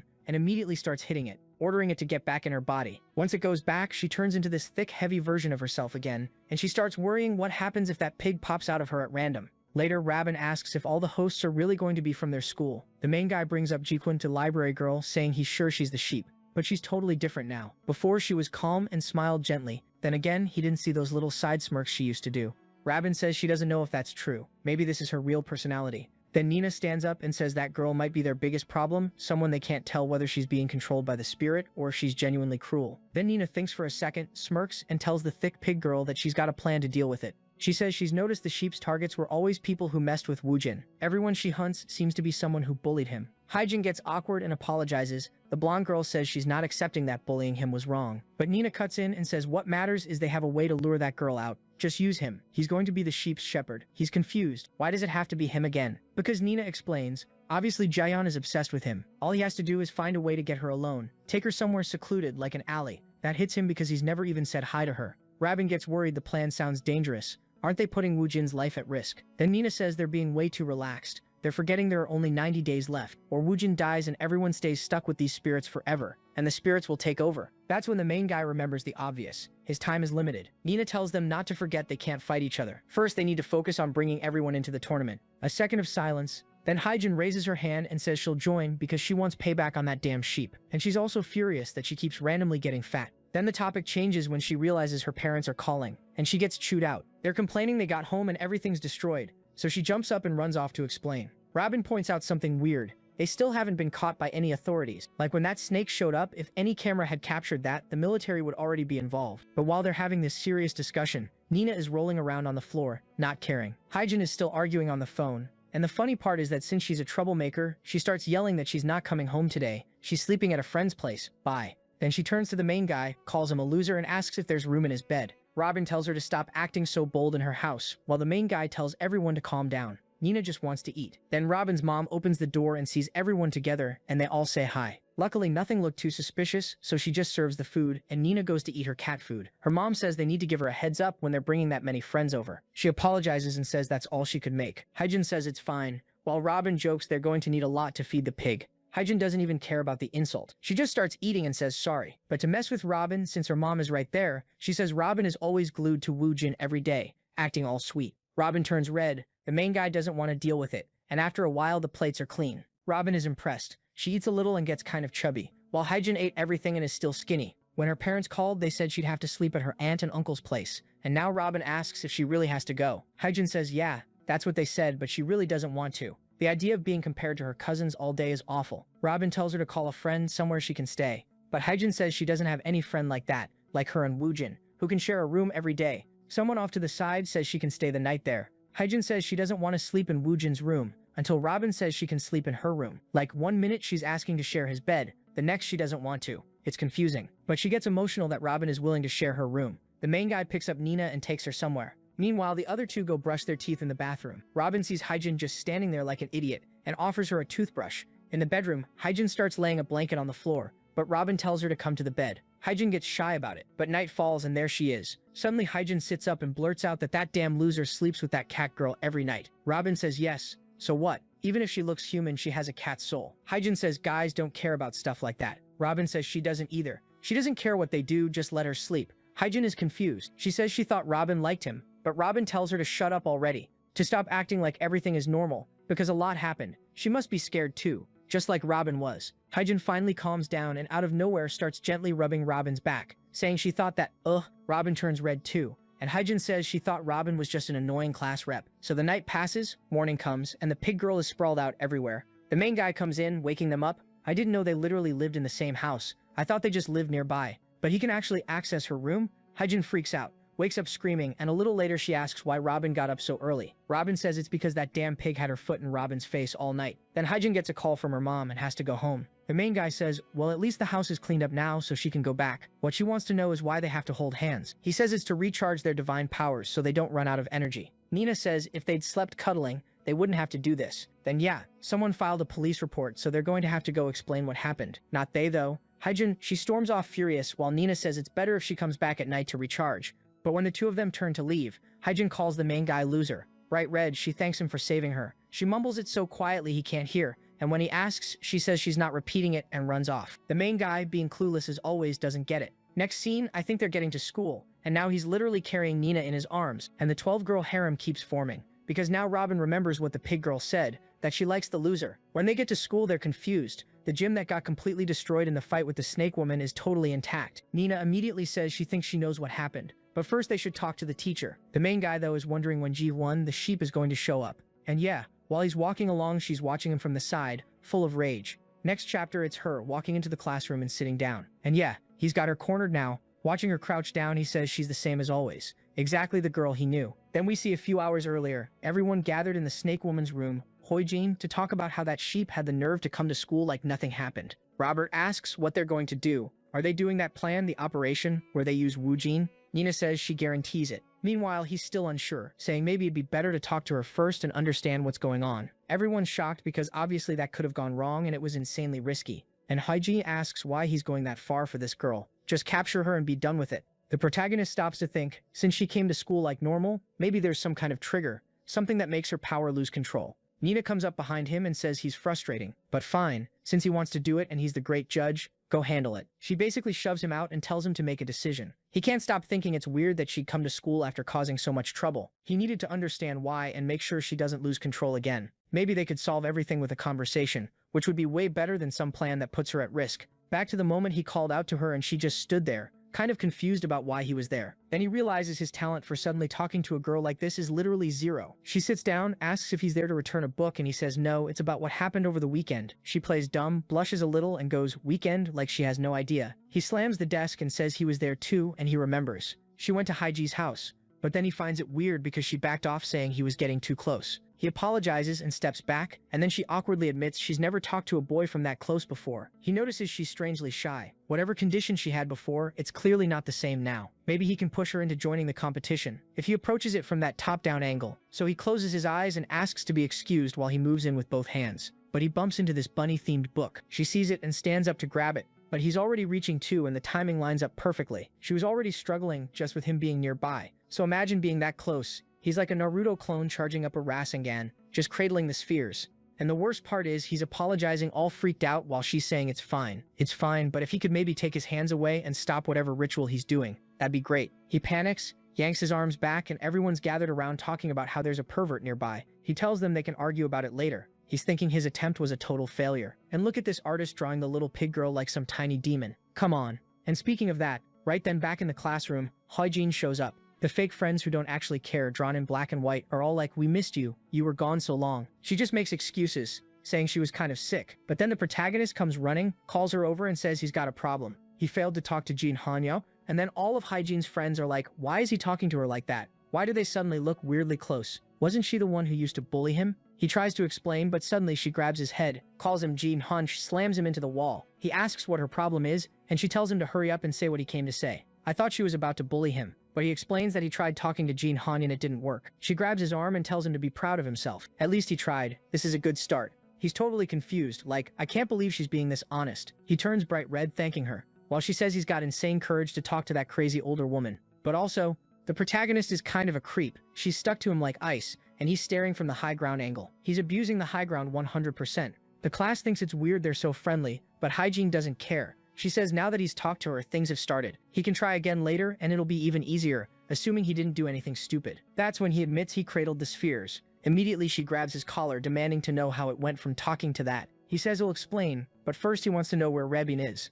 White Hips turns around and says it looks like she went to some student council meeting or something. The scene cuts to the infirmary, where Nina is freaked out, asking if he seriously tried that on the sheep. He explains that since she was acting normal, he thought if he could get the sheep to join the game, everything would work out. Nina goes, that doesn't sound that bad, so why did it fail? He says maybe because he got too close too fast. He doesn't get it. Hyjin just thinks it's exactly the loser talk she expected from him. But where's Rebin? Woojin, the little nurse, apologizes, but says she has to step out to the teacher's office too. Then the protagonist gets a message. It's Jihyun saying she needs to talk to him about what happened earlier. Can they meet behind the school? He tells everyone the shepherd boy operation isn't dead yet. Meanwhile, in the council room, the meeting is ending. Everyone's leaving and Rebin's thinking this stupid meeting took way longer than she expected. She checks her phone and sees the protagonist's message saying the sheep asked to meet him behind the school. She's impressed the loser actually pulled it off. She'd better go see what happens, but right then someone calls her. She turns around and no way. It's Jitha herself asking if she's the girl known as Bake Rebin. Rebin confused says yes, wondering why the girl who's supposed to be behind the school with the protagonist is here with her. And here comes the madness. Jitha her puts on that yonder face, steps closer and invites her to have a little talk in the library. Next chapter, it's the same request, but with that wicked expression and Rebin looking lost. At the same time, she's saying, yeah, sure. She's typing something out like, I don't even know if she's sending a voice message or typing behind someone's back. That's skill. Meanwhile, Nina and Hygiene are sitting on the benches waiting, wondering where the sheep is and why she hasn't shown up. And worst of all, why is Nina so calm? Hygiene grabs the protagonist and demands he answer, did that woman lie to him? What's going on? He checks his phone and sees a messed up message from Rebin, something about being on the way to the bookstore with the sheep. They're trying to figure it out, but Hygiene instantly gets it and translates it. She yanks the protagonist and starts running, saying their plan was obviously exposed. Ji-yoon knows something. They ask how, and Hygiene says that's why the text was all garbled. Rebin had to send it in a hurry. They get to the school and Hygiene kicks the door in, sending stuff flying. The protagonist asks if Rebin's okay, but what the hell? The sheep is literally giving Rebin a kiss. That's not what he expected. He asks what they're doing, and when they became that kind of duo. But the kiss is way too intense. Rebin's eyes roll back and she collapses to the floor. The sheep smiles at Nina and immediately orders the pig to go after them too, then takes off running. Nina doesn't get why. Then she explains, the sheep stole Rebin's divine power. Yeah, but once it's stolen, it's stolen. Nina goes in to punch her, but the girl starts spinning up some kind of power, tons of Baphomet horns. Damn, it got serious fast. And she's always wearing that see-through shirt showing her bra. The protagonist asks if Rebin's okay and tries to recharge her battery. Rebin manages to stand up, saying she's not dead. But then she looks to the side. Look at the size of that woman. That's the final boss for real. Then we see what happened a few seconds earlier. Rebin asked what she could do for Ji-yoon, and Ji-yoon asked back what the problem was with Rebin's group. Rebin didn't get it. The sheep brought up the incidents happening at school. They've been trying to find the culprit, as far as she knows. Rebin, confused, asked why she thinks it has anything to do with them and what it has to do with her. Jihyun says it has everything to do with her because she's the culprit. Rebin's confused, why call her here just to confess out of nowhere? Jihyun says she knows Rebin was secretly watching last time. The clueless bunny realizes that day it wasn't only her who saw Jihyun. Rebin asks why she's doing this. Baphomet girl says she'll be direct, don't get in her way, and stop protecting Hyeji. That girl never had anything to do with them anyway. It'd be better for everyone if a troublemaker like her got punished. Robert says Jihyun is clearly not okay right now, but since she already knows almost everything, it'll be easy to explain. So she lays it all out, the tournament of the 12 zodiacs, and each person being possessed by some weird spirit. They're looking after Hyeji because she's part of the competition too, and everyone thinks Jihyun, the sheep, is acting strange because she's been taken over by a spirit. Jihyun, confused, asks what this zodiac tournament even is. She stands up and slams the table, cutting Rabin off, saying Rabin is under some kind of illusion, and even if it were true, it still makes no sense to protect Hyeji. Robert says it doesn't matter, Jihyun should go talk to Ju to join the tournament, and everything will go back to normal. But Jihyun stands up, takes off her glasses and starts walking away while Rabin tells her to stop. Jihyun reaches the door and asks who said she's running away. She locks everything, turns around and says she wants both of them there. Rabin's supposed to be the hopping bunny, but she's terrified. She activates her big bunny ears and tries to run, but Jihyun rushes in, grabs her by the ear, and that's it. In a closed space, there's not much hopping you can do. Jihyun still wants to talk, saying she wants to understand why they're protecting Hyeji. Robin tries to explain that even if she doesn't think what Hyeji did before was good, and hitting the boy was wrong, there are other ways to deal with it. But Jihyun won't accept it, saying it's ridiculous for Robin to say that after seeing Woojin suffering right next to her. Robin doesn't get why she's bringing up Woojin now, but yells that even he wouldn't want things handled like this. Too late. The sheep doesn't like that and throws her onto the table, asking if Robin really thinks she knows Woojin that well. They might live in the same house and be close physically and emotionally, but Jihyun understands what he wants better. An artist, do you want me to focus on the fight? Stop drawing those curves like that. Then the sheep leans in by Robin's ear and asks what Robin thinks about Woojin. Doesn't she have any feelings for him? We get this weird image of Robin screaming from that angle with her ears being pulled, saying she and him are just friends, nothing more childhood friends. Jihyun yanks harder, throws her into the wall and says that's a relief, because she likes Woojin. Actually, she loves him. Yandere, huh? Some people are into that. Now Robin starts to understand why the bullies were really getting beaten up. Jihyun says she'll offer Robin something, since Robin doesn't like Woojin. She whispers in her ear, telling her that if she accepts the deal, she'll join the Zodiac without complaining.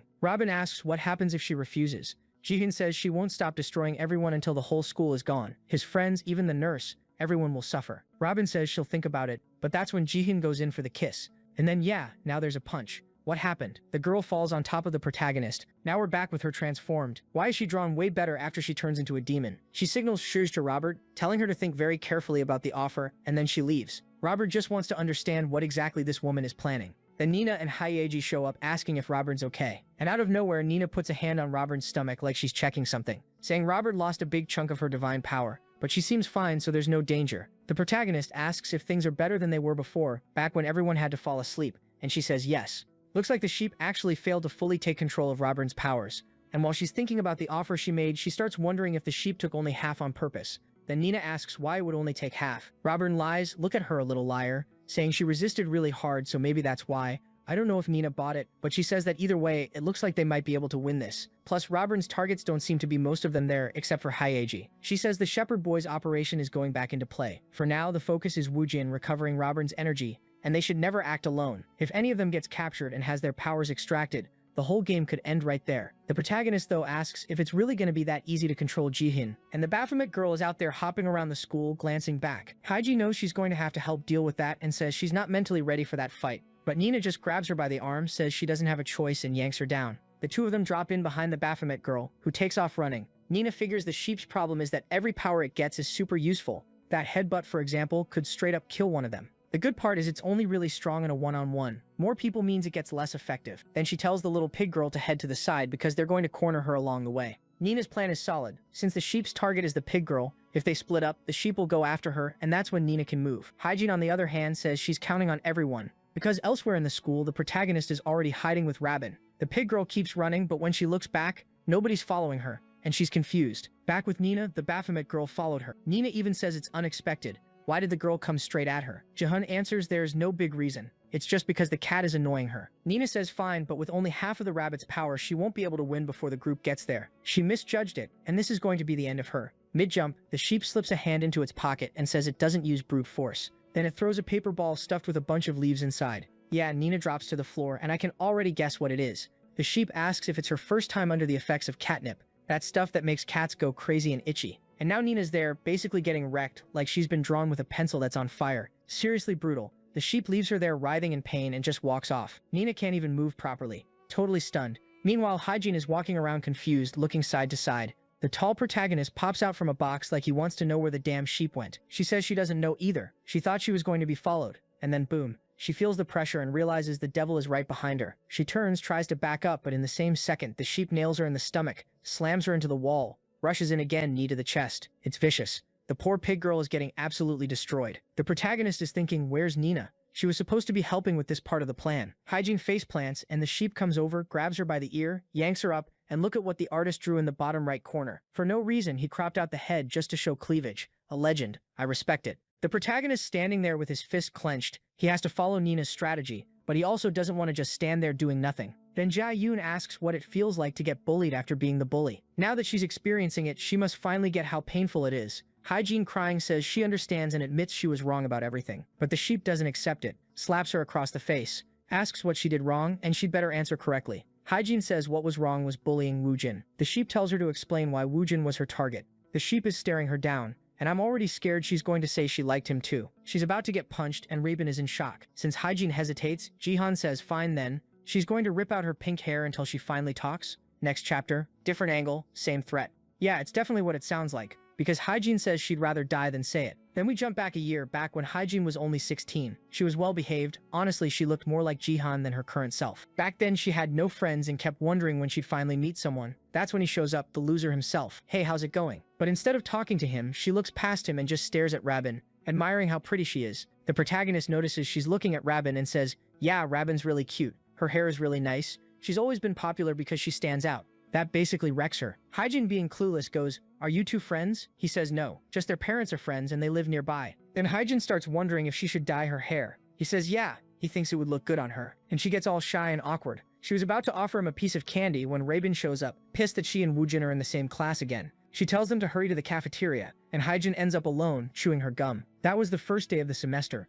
Later on, he shows up at school exhausted, and someone taps his back. He turns around, it's Hyjin, now with pink hair. She's thinking she always wanted to dye it like she'd ever do it just because he told her to. But then Woojin asks who she is. She freaks out because he doesn't recognize her, and before she can explain, Rabin shows up again and drags him away.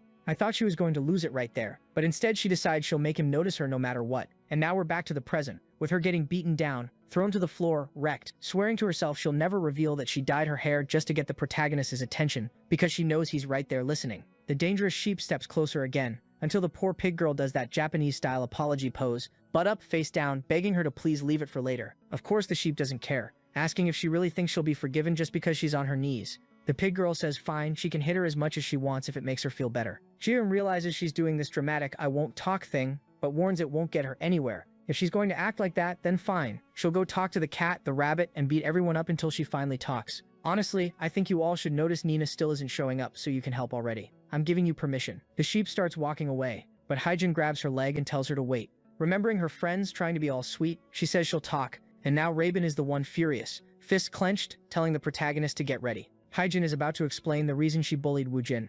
At the same time, the protagonist is staring, ready to hear it when Rabin suddenly shows up and interrupts, saying she'll handle it. The sheep glances to the side with a little grin. Then the protagonist comes up from behind like a complete idiot, and we already know his plan isn't going to work. He thinks it's the perfect chance, sneaks up from behind, and yeah, he grabs the sheep hard from behind, saying she's joining the tournament. But she's smiling, and he doesn't get why. Then suddenly the symbol actually appears. Wait, what? Hold on. The protagonist wakes up. The girls are all in front of him, and he's still stuck to the sheep who looks normal now. He says it looks like she's back to normal, and asks where they are. I'm confused too. Apparently after he grabbed her, the two of them went to the other side? No idea. The sheep is confused, asking why she's clinging to him so much, and the sheep's spirit is standing off to the side like the others, apologizing, saying it was away from Earth for too long and caused a lot of chaos when it entered her body. The protagonist realizes it really was the sheep being possessed that made her go crazy, but I don't know. Could he be inside some illusion the sheep made? Probably not. That would be too much. He looks at the girls in front of him, sees everyone's okay, and thinks, good,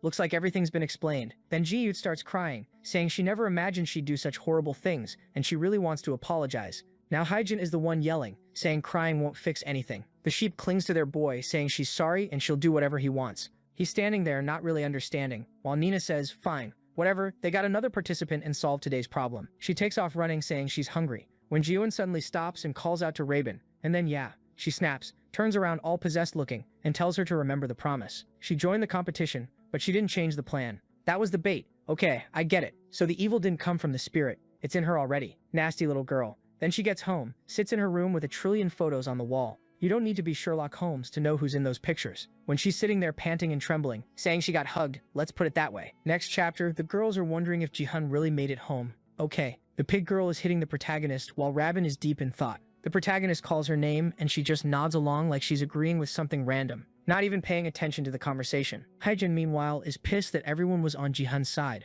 the rabbit's side, worrying about her, and now she's remembering that little hug she got from the protagonist, back when she was chubby, and she suddenly blushes. The protagonist sees her face is red and says she must be low on divine power because of the fight, and he reaches out to give her some divine power. She yanks his hand away, asking what he thinks he's doing, and he says he was giving her divine power. Then she changes direction, saying she's going another way, while Rabin is behind the protagonist, still wearing that worried look. Suddenly Nina's ear starts twitching. She stops, says she has something to do, tells them to go on ahead, and runs off too. The two of them don't get it. Everyone just vanished out of nowhere. Then the scene shifts to another part of the city under moonlight, and there's a guy using some kind of ability. He's summoning mist, some shadow, when someone says he's working hard even this late at night. The guy turns and fires off a burst of light, whatever that is, and someone in white shoes says a hit like that could be fatal. Finally, the fifth spirit has appeared. Damn. Number 5 is the dragon. And seriously, why couldn't it be a dragon woman? He turns and tells Nina he doesn't really care about the rankings the gods decided. She says his emotionless doll attitude hasn't changed, and that's good, because that way he won't mess up her plans. The dragon just stares, like he doesn't care about anything she's saying. Seeing that, she says he really is boring. Then she turns and says, good, now she's sure he's here, and she's counting on him if something like this happens again. He says he's not doing it because she asked. This is his mission, not a favor. She says fine, whatever. Then he tells her she's still pathetic, acting exactly like she did in the past, all desperate. That hits a nerve, and she tells him to mind his own business. The dragon doesn't react, and she keeps walking. He sighs and says not everything goes exactly as planned, as long as that person is nearby.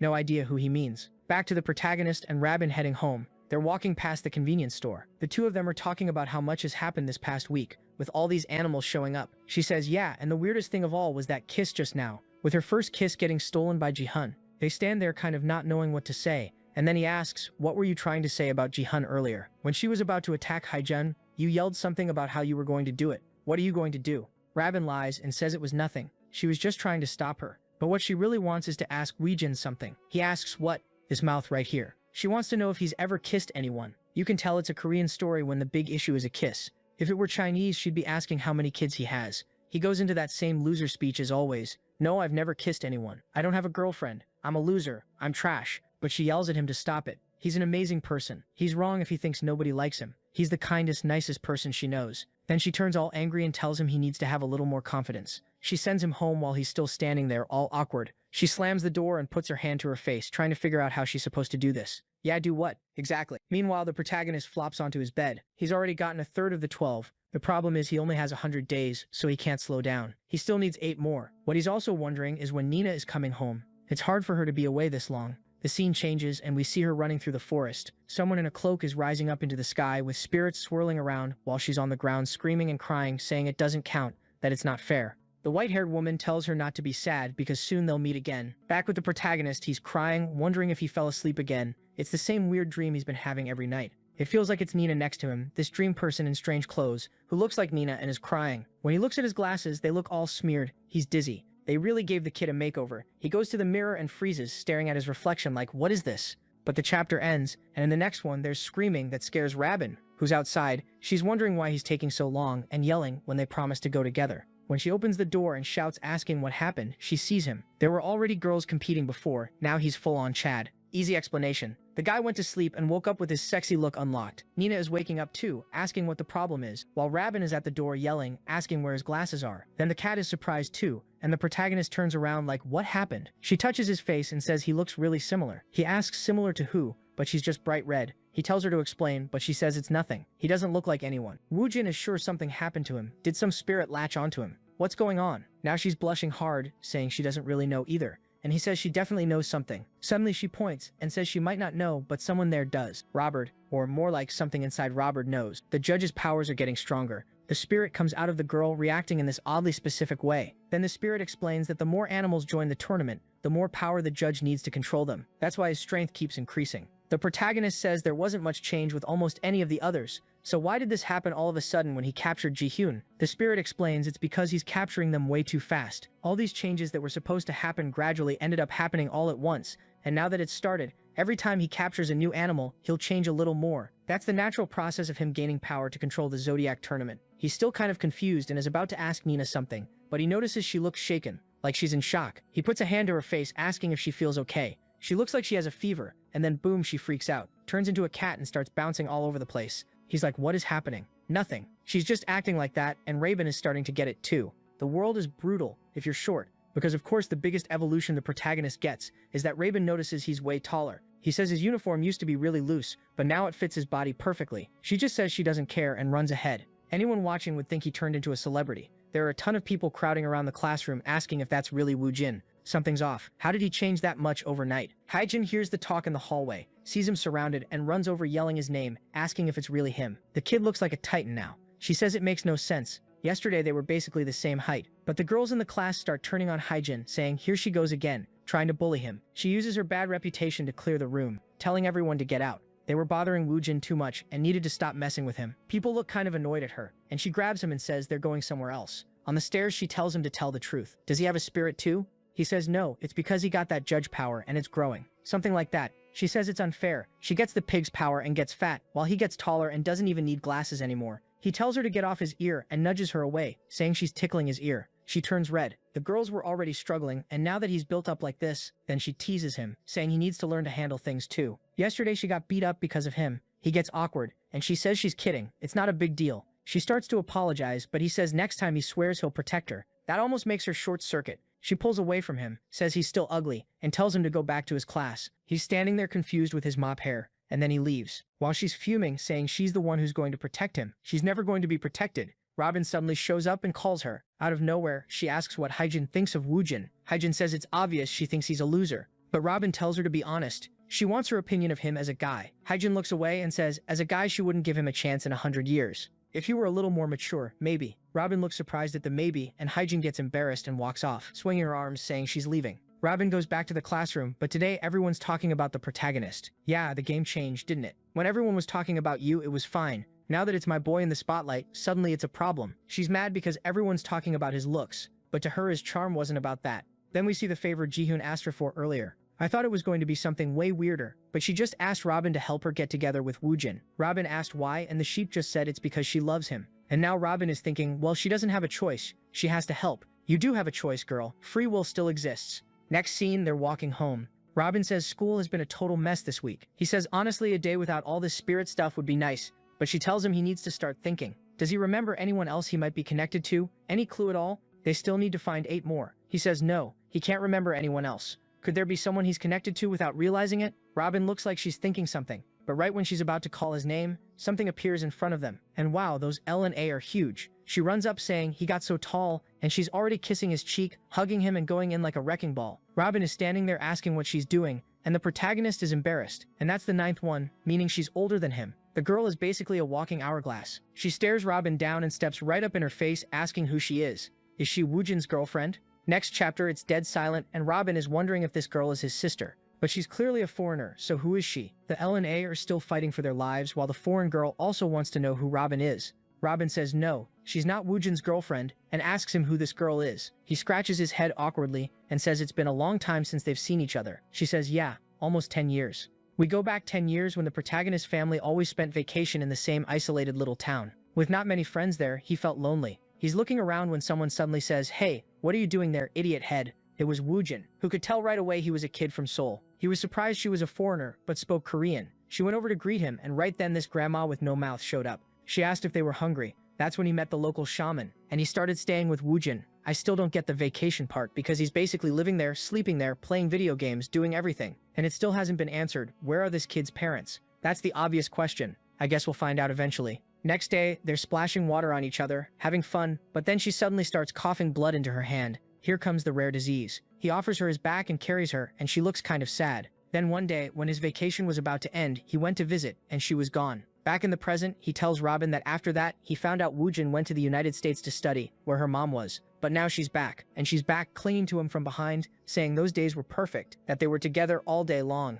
Robin jumps because this girl came in bold. Woojin, still embarrassed, says back then they were basically like siblings, but he thinks it's strange. He's feeling something now that he didn't feel back then. Feelings, okay? Not anything physical. Woojin tells him she felt awful leaving without being able to say a proper goodbye. He turns, grabs her hand and asks how things were in the US. He knows she needed treatment. Did it work out? She says yes, but then smacks his butt and tells him to stop interrogating her. And she starts reminiscing about when they used to bathe together. He says things are different now, they were kids, but she says he's grown a lot. He looks like a man now, while he's still awkward, saying it's weird seeing her show up after all this time. So she came to visit, right? How long is she staying? Yeah, no. She moved into the house across from his. The L and A are still fighting for their lives. Robin, uncomfortable, asks why that spot of all places. That's when Robin's mom shows up, recognizes Woohee and says she heard about her from the protagonist's mom. So Robin's mom is the one who brought her, while Woohee is already clinging to her, thanking her for all the help with the move. Robin's mom says she'll introduce her to the owner of the area, and they leave, with Woohee turning back with that little smile, saying she wants to see Woojin later. The two of them just stand there confused.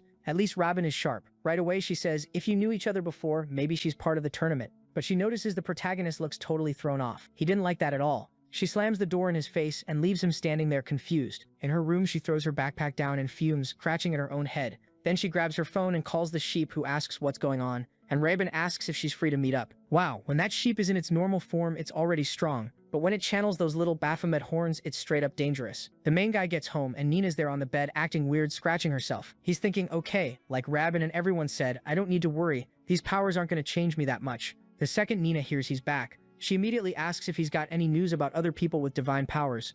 And now the artist is trying to make my boy look all sexy. Like, check out my abs while I talk. There's someone who might be a candidate. Nina turns bright red. Then he asks her, moving closer, if it's possible for someone really far away, like in the United States, to have become a participant. But she hesitates, and he tells her to just say it already. Why isn't she answering? And then she blushes again, turns into a cat and starts bouncing all over the place. He grabs her midair while she's trying to break free, telling him to let go. But then she transforms back and ends up in an awkward situation. Out of nowhere, the protagonist is acting all smooth. He's like, Nina, we're not going to solve anything like this. You're keeping everything to yourself, aren't you? Tell me your secrets. She's completely red. Hun, what? He gets off her while she's got her eyes squeezed shut. She opens them and sees he's already beside her, asking what she's talking about. He suggests they go for a walk to relieve her stress. He says he heard that when a cat keeps jumping side to side, it means they need to burn off energy. But she says she doesn't feel like walking. She'd rather adjust to the human world, or try to find other people who might be part of the competition. He calls to her and says she needs to understand they've been looking for those people ever since they met. Sometimes it's good to take a break too. They both needed it. She's about to say she's fine,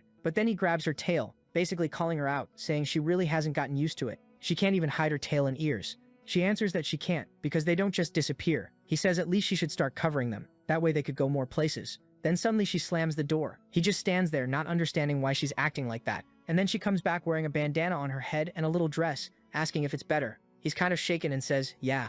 At the same time, he notices she's humming, so she's clearly happy. She tells him to hurry up so they can go on that walk. Honestly, the best disguise is just pretending it's cosplay. Cat ears are totally normal these days. So they're out on the street, and she's licking an ice cream, saying she can't go to a world where stuff like this doesn't exist. He asks if she doesn't agree it was a good idea to go out. But like always, she just stares and doesn't answer. He realizes nothing's changed. The only thing that keeps changing is him, because of that stupid judge power. In some ways it's better, but on the other hand, he might die in 100 days. Either way, everything that's been happening is unbelievable. He doesn't even have time to properly process how abnormal all of it is. And at the same time, he feels like something way bigger is getting closer, and he needs to be ready. Suddenly Nina calls him, asking why he's standing there like an idiot. She probably wants him to take a lick of her ice cream. She offers it, telling him not to hold back. He says it's not that. He's fine, and he smiles, thinking at least he isn't alone in all this, because he has her. Today was about making Nina happy, nothing else. Then he notices a clothing store and says they should buy Nina some clothes, because up until now she's only been wearing Ray-Ban stuff. She puts her hands on her hips and says he finally had a good idea, grabs his hand and tells him to hurry up. She's happy and that makes him excited too. I still want to know where this guy gets money, because I've never seen him work a single second in his life. Now they're in the store, and the clerk says there are lots of outfits for her to try and pulls Nina aside. The protagonist waits for a while, and then Nina shows up, obviously drawn to look amazing, in a bunch of different outfits, all from that top-down angle. He's thinking shopping is exhausting. He's been waiting forever. Then she comes out in a little black dress and says it's uncomfortable. She says she looks like a peasant with that thing on her head and that dress, while he compliments her saying it suits her anyway, and she always looks good in black. The clerk says the total is 54,000. He immediately bolts, saying they'll come back another time. Outside, he apologizes, saying he didn't know women's clothes were that expensive. The day he gets a job, he promises he'll buy her everything, but she doesn't even seem bothered. She says it's fine, she'll keep borrowing. Then she suddenly smells something and starts walking off. He asks what's wrong, where she's going, and if she found a host or someone else from the tournament. But what she finds is a jar of catnip. She gets super excited, saying she can't believe they sell it here. Oh no, thank God the protagonist came in clutch and stopped it at the last second. He tells her if she needs anything, she should just ask and he'll get it for her. She remembers that god or goddess. Honestly, I never know if that white-haired one is a man or a woman. She says okay then, and walks off. Did he buy the catnip? Because that's gonna send her into a full meltdown. He sees her walking away kind of annoyed and thinks maybe it's better if he buys at least one outfit to calm her down. But he seems to have an idea of a certain place. He takes her to visit a Korean temple, but the person at the entrance says if they're wearing traditional Korean clothes, they don't have to pay. Looks like they provide the outfits too, because now she's dressed up and saying she feels weird. Probably because those are the kinds of clothes she supposedly wore if she's really from 3,000 years ago. And the protagonist feels awkward too, saying he hasn't worn something like that since he was a kid, but she keeps seeing that other person from the past, and I don't know if that's a good thing. She's drawn to him, but it's not exactly him. She's drawn to who he reminds her of. I don't know if that's positive. She goes to step closer, but then she gets her head caught on a branch like an idiot. The cloth flies off and it reveals her ears. Honestly, it's not like she's revealing a dragon head. It's just 2 cat ears. You can play that off. Next chapter, she runs after the thing that flew off, but it lands right on top of the pond. She's standing there not knowing what to do, when the protagonist shows up and throws his jacket over her. Again, she looks at him and sees that guy from the past, and he tells her to be careful because her ears are showing. He also wonders if he can reach it, while she's thinking to herself that he's kind of showing up in her mind again. Then she remembers being in the same situation in the past, staring at the water like an idiot, when that guy threw his cloak over her, appeared beside her and smiled. Woojin says if he had a stick or something, it'd be easier. Meanwhile, Nina tries to remind herself they're not the same person. We see her in the past, approaching a village under a tree, sleeping 3,000 years ago, holding the necklace in her hand, saying things still weren't over. But now, after what felt like forever, she finally made it this far. Sleeping 3,000 years in a tree is wild, all because she had hope of making a certain wish come true. But now, seeing the protagonist, she wonders if that's why. He picked up the thing that hides her ears and says it's not that wet because it landed on some leaves. Nina tells herself she can't stop herself from smiling, because this kid reminds her of that person. He puts it back on her head, saying he'll tighten it a little more this time so it won't slip off. Something dark is coming, because she's saying that after that world of loneliness, she can enjoy this for at least a little while. It wasn't greed. And now she's even crying. Artist, you really had to bring the drama. The protagonist notices she looks pretty and sad, and then she suddenly runs off. Somewhere else in the temple, she's staring at the water again, saying she's the worst. The protagonist talks to her, but she gets startled and falls into the water, completely soaked. She stands up and asks why he came up behind her and scared her, but he's awkwardly telling her to cover herself first, which is funny because the first time we ever saw her, she was wearing invisible clothes. He's blushing while she tells herself she gets it now. The person from the past stayed in the past, and Woojin is Woojin. She wrings out her clothes to dry them, shakes her head like a dog, and says she's ready. But he wants to know why she ran off out of nowhere. She lies and says there was pollen in her nose and she wanted to get away from that area. Then she sees some jars in the corner of the temple and says since she's wet, she's going to run off while the protagonist realizes she's lying and there's something wrong she's hiding. He's about to chase after her, but behind him there's a kid crying. The mom tries to calm him down because he dropped his ice cream. And then this older woman tells the mom to understand the boy won't stop crying just because she pressures him. Waves appear even in the smallest hearts, but when they settle, we're all the same. That proverb comes out of nowhere. Emotions need time to calm down like the sea, so she should let the kid calm down, and then he'll explain what happened. And the kid calms down and tells his mom he's crying because his ice cream fell. That was a little lesson for the protagonist too. He realizes maybe he needs to give Nina time to calm down and then she'll explain. Maybe it's too soon. He's only known her for a month, and he already wants to understand everything she feels. He's standing there with his hand on his chest when she calls him, telling him to hurry up, so they're in the temple, and he sees a box nearby and explains it's for makeup. She doesn't even know what makeup is. Now the artist suddenly goes full romance mode. She's lightly hitting him while he says if she doesn't know what makeup is, she can just learn. He's smiling, she's blushing, that kind of back and forth. Then they're outside the temple. Their little date is over, they're heading back, and now that the romance part is done, it's time for jealousy. Ben sees the two of them coming home and hides out of nowhere. And now she's thinking to herself that if something is happening between them, she doesn't have much time left. When they're about to go up the stairs, she appears and calls the protagonist. She's bright red and he asks what's wrong,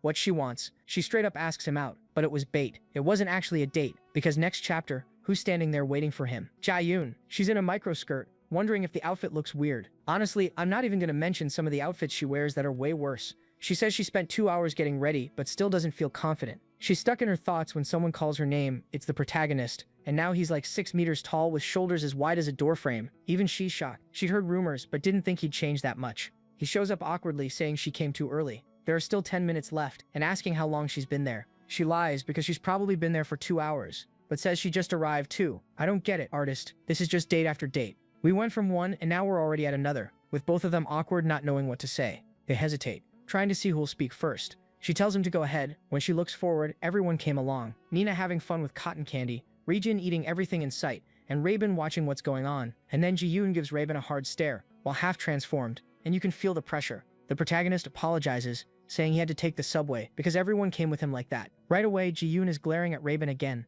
Like, what is this about everyone being stuck to her? But of course Nina doesn't care at all. She immediately clings to him, saying there are too many people, so it's better if they stay close so they don't get separated. The three of them start walking off, while the other girl just stands there staring, and Raven comes over to apologize. She gets stared down again, and the girl says Raven better have a really good reason for all of this. Robin says she'll try to explain, and then we jump back to the night before, when she went to talk to the protagonist because she had something to say. He asks what it is, and she asks him out. They both freeze and he turns red, still trying to figure out what that even means. Then Robin explains that it's not that kind of date. Ji-hyun got some tickets to an amusement park and wanted to know if he could come along. The protagonist says, sure. Robin calls him an idiot for thinking the wrong thing, but asks if he's going or not. He wants to know what she means by thinking the wrong thing. He says he definitely wants to go, and she gets all shaken up, wide-eyed. She says she'll tell Ji-hyun, and he's like, great, everyone can go together, it'll be fun. It's his first time at a park too, outside of school, so why not bring everybody? Before Robin can say no, Nina asks what this park thing is, and he says he'll try to explain. But when he starts talking about the boats, the giant carousel,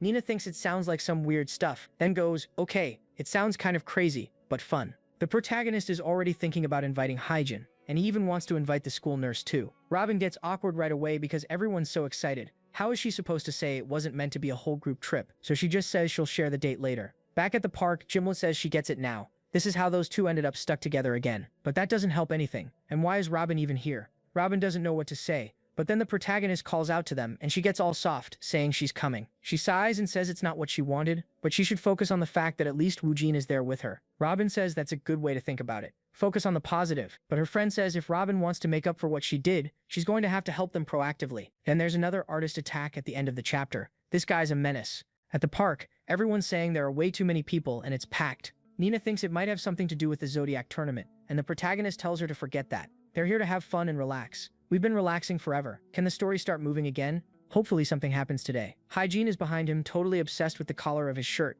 saying she wants to gently pet it. But if she gets too close, her heart starts racing. And all of this would be easier if useless Robin hadn't brought this whole pile of trash with her. She shoots Robin another glare, and Robin thinks it's better to help this girl for everyone's survival. Because even though she's sure Jae-hyun is basically a crazy psycho, She also knows Jaehyun genuinely likes the guy. They're standing in front of that teacup ride where you spin and everything spins. Robin pretends she has a stomachache and shoves Jaehyun into the protagonist, telling them to ride together because she doesn't want to go on that one. They both turn red, and inside the ride, Jaehyun tells the protagonist she feels weird. She grabs the wheel and asks for help, saying she's not very strong. And then something happens out of nowhere. Haejin shows up saying she'll help with that. The next chapter shows Haejin actually sat down there because, like she thought, Jaehyun is still a threat, and she doesn't know why, but Robin is helping this girl. She's going to protect Woojin, who looks completely lost. Haejin stands up and tells the protagonist to move. She'll show him how it's done, but the thing won't budge. Jaehyun says she doesn't know what's going on with her. Things aren't going according to her plan, but Haejin isn't backing down, and Jaehyun's like, no way she's stronger than her, and says fine, let's see.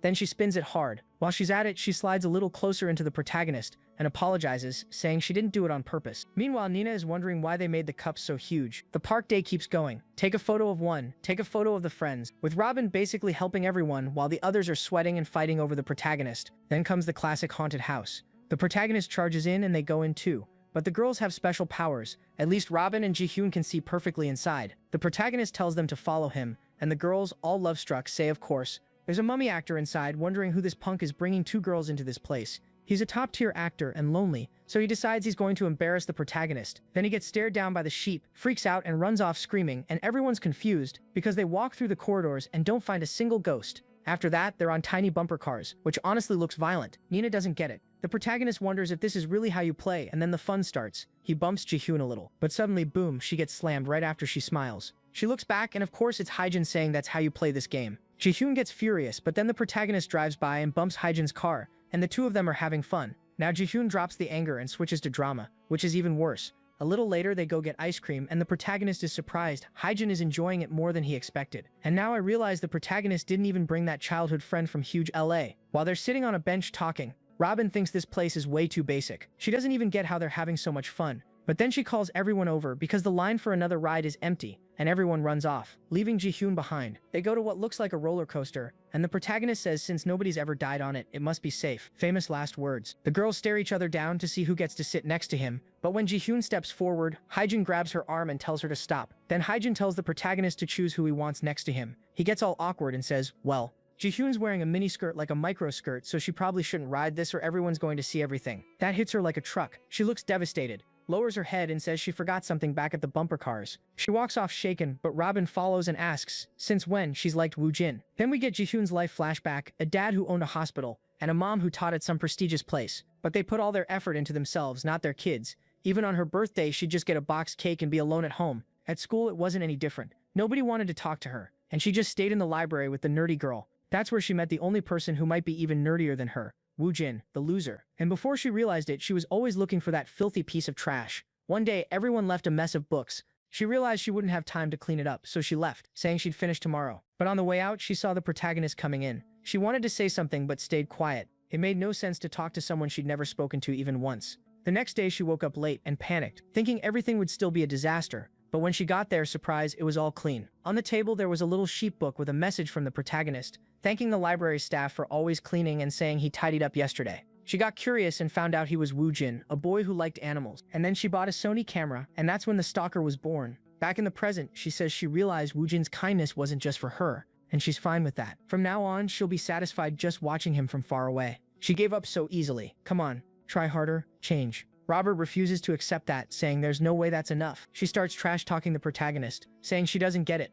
Woojin is actually a useless loser, a virgin nerd, and he doesn't understand girls' feelings. She pushes Jimyoon and says she'll create the perfect chance, and Jimyoon has to use it to confess everything to him. Come on, author. Either give me an action protagonist or throw hands with the girls. Pure school romance isn't doing it for me. Speed this park arc up. The two of them are crying on the bench. Robert's saying she'll help her confess. Nina comes out of a ride exhausted, and then they notice off to the side, there's going to be one of those big cosplay performances. Then Jimyoon walks up to the protagonist and says she wants to go on the Ferris wheel, but just the two of them. He's like, Woojwal? What? Just us? Since he feels bad about earlier basically kicking her out because of the micro skirt, he says maybe that's fine. He says he'll go with her. Robert wonders if Jiyoon will actually have the courage, but at the same time Robert's shaken too, because she doesn't even know what she wants him to feel. For now she decides to ignore that and focus on Jiyoon succeeding. Then Haejin shows up asking where the protagonist and that psycho went. Robert, acting weird, says she has no idea. Haejin notices and starts tickling her, and Robert freaks out and ends up spilling it. Now we're at the Ferris wheel. The two of them are facing each other in awkward silence. Hyjin and Robin get into another cabin and just watch. Hyjin wants to know what Robin is planning. Robin tries to deny it, but Hyjin is sure Robin is helping that psycho sheep cling to the protagonist. And why? Why would Robin push the boy she likes toward that girl? Hyjin remembers two things: how Robin used to stare at the protagonist, and the same thing the sheep said, watching from far away was enough. Now Hyjin is shaken. She can tell the vibe isn't friendly anymore. Back in the protagonist's cabin, he says the view is amazing. But when Microskirt Girl doesn't react, he realizes that's not it. He's confused. She's not saying anything. Is it because of what happened at the roller coaster? Erin is sitting there having a full meltdown, trembling, saying her chest is about to explode. She remembers Robin saying she'd create one opportunity and she had to use it. She gathers her courage, calls the protagonist and says she has something to tell him. This is definitely going to turn into a problem because it's way too dramatic. He asks what? She says she. His eyes go wide. The light shines behind them. Look at the mood, then suddenly we're outside. I'm narrating all this and you're not even going to tell me what happens, you bastard. They're smiling out there, laughing. And now Hyjin is in shock, wondering if the girl really confessed. Robert doesn't know if she's happy or sad that her plan worked. But then boom, the whole Ferris wheel starts shaking. It looks like it's spinning the wrong way, which shouldn't happen. The protagonist is talking to Jahin when he hears screams,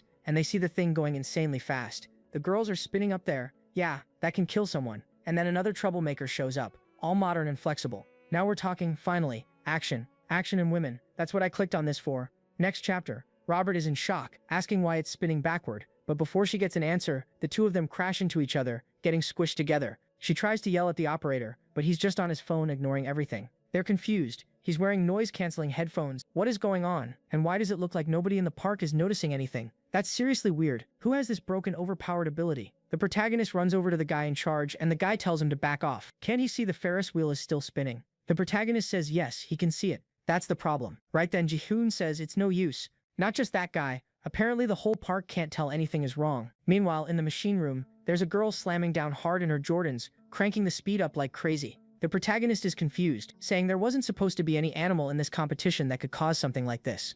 But there are tons of people around, so how's he supposed to know who it is? Look over there, look behind you. They're hiding from you back there, behind that white glare. The girls inside think it's something to do with Ji-hin, that someone tried to screw her over and now she's messing with them back. But down there she's starting this amazing transformation, saying she's gonna wipe everyone out, even whoever's making this happen. He tells her to calm down and not go around hitting people. She says fine, but at least she's gonna stop this wheel. So she powers up and runs straight toward it. And oh my god, she gets smacked like a total idiot and thrown to the ground. It's always like this. When it's an enemy, they're insanely strong. The second they become an ally, they turn into trash. Then someone asks the protagonist if his common sense is just gonna stand there. She might be kind of scary, but she's actually a kind person. That voice is coming from Ji-hin's direction. He's confused because it doesn't sound like her. And yeah, it's not, it's the spirit in her chest talking, telling the bastard to stop acting like he used to. He needs to use the powers he has. So the protagonist puts his hand on his chest, his eye starts glowing, and he sees energy around Ji-hin. Not just hers, he can see the energy he has too. And the sheep explains that now that he has more abilities, he can focus and see divine power in people.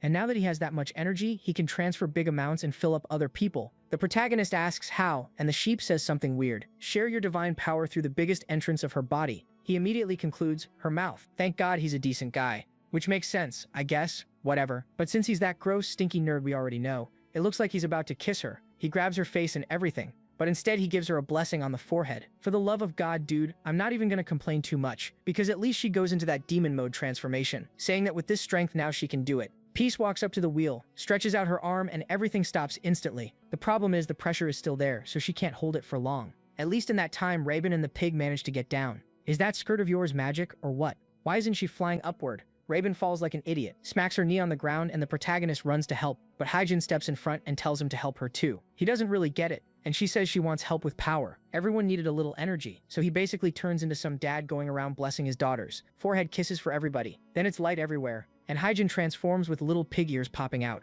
Her stomach stays skinny. No way the artist had the guts to turn her into a full-on dumpling. Meanwhile, Ji-hin is asking for help because that damn pig comes over to provoke her. But in the end, she helps herself and manages to block the thing. Then the protagonist points at one of the cabins and says there's strong divine power coming from there. Since the girls are still transformed, they use their strength to spin the wheel the other way and bring the cabin right in front of them. The door opens, smoke pours out, and inside there's actually a girl, staring and smiling. But the moment Hyjin charges in to attack, whoosh, she disappears, turns into smoke. And not just her. It looks like everyone in the park vanished in a split second. Nina finds them right away and comments on it. Something's wrong with this park. People are disappearing. What's going on? While they're arguing about it, far away the girl of the moment is watching, saying that's the judge. He's better than she expected. which is wild, because expectations must have been low, since this kid is trash. The protagonist asks Nina if it's possible for any of the participants to do something like that. It's the first time he's seen divine power that complex. Nina says it would only be possible if the spirit's true body had descended, which shouldn't happen. But either way, it looks like they lost the person.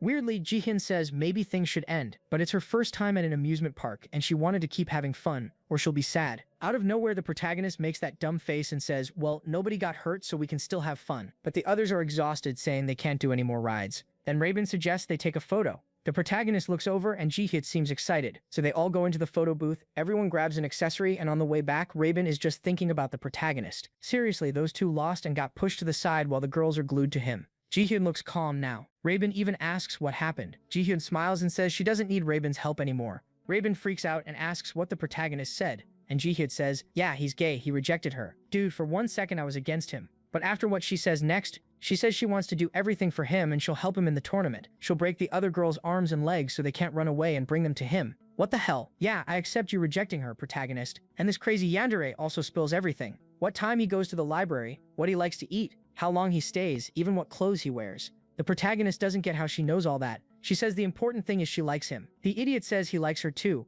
but they're clearly not talking about the same thing, and she tries to clarify what she means. Obviously, he gives the dumbest answer possible. For now, I'm not really sure, I don't understand much about this, but since you answered honestly, I'll be honest too. How about we stay friends and get to know each other better? That's a punch to the gut. He says it while shaking, and she just accepts it, thinking it really is the most him answer. Back on the train, Raven asks if she's okay. Jihyun says yes, stands up and says she's leaving first. Honestly, she does seem fine. She leaves with a little photo of the two of them together, and she's happy. That was enough for her. If she accepted it, who are we to criticize the protagonist? On the way back, like always, Nina is clinging to the protagonist, and Raven is just watching. They're fired up to capture the person today, and Nina says now that he can see divine power, it should be way easier. Nina says that if that's the case, they should start testing right now. She points at the girl in front and tells him to check if she has power. And of course it's her, the LA Queen. She says hi and asks what they're doing out so late. He says they went to an amusement park. She looks them over and says it seems like it was fun. The protagonist starts activating his little power while she stares at him, asking why he's looking at her like that. He awkwardly says it's nothing and that they'll talk later.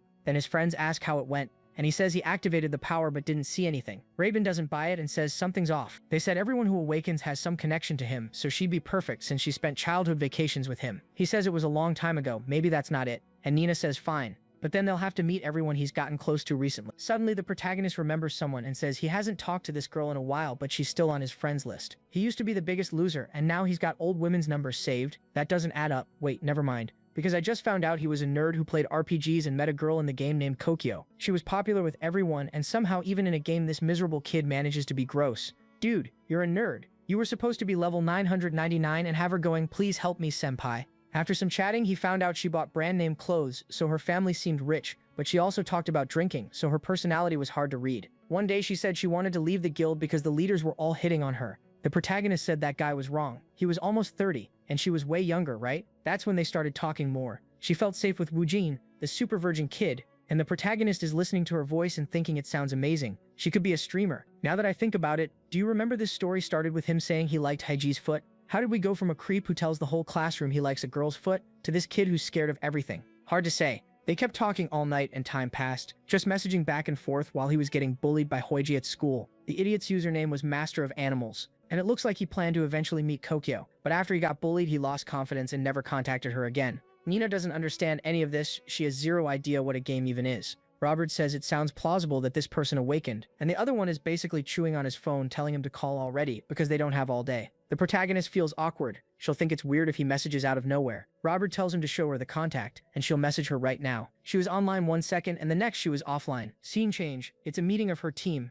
Everyone talking about how incredible Kokyo is. Her voice is so soft, so delicious. They're sure from her personality, her character, and her voice that she's amazing. Everyone's chatting like that while the guild leader, who looks like the protagonist's dad, just watches. Then the door opens and everyone blushes. A woman walks in wearing this tight, vacuum-sealed looking dress, fixes her hair, and asks if this is the guild meetup. The idiots stumble over themselves and say yes, and she introduces herself as Kokyo. Next chapter switches to a PC cafe. Everyone's gaming, and suddenly someone slams ramen down on a guy's table. He goes, "What kind of trash service is this?" Then he looks up and sees who served him. I remember her if I'm not mistaken. She's the dog one. Like, literally dog. Not that kind of. Never mind. And the guys don't even care. She can treat them however she wants. If she's working, everyone comes to this place. Then right at that moment, she welcomes them. and it's the protagonist and the others walking in. Nina says the smell is weird, and Robert says it's a place men weirdly like way too much. The protagonist logs into the game to see if he can find Kokyo again. He opens the Gigi Guild, but only a few broke-looking people are online and she's offline. He finds a guild officer and asks what happened.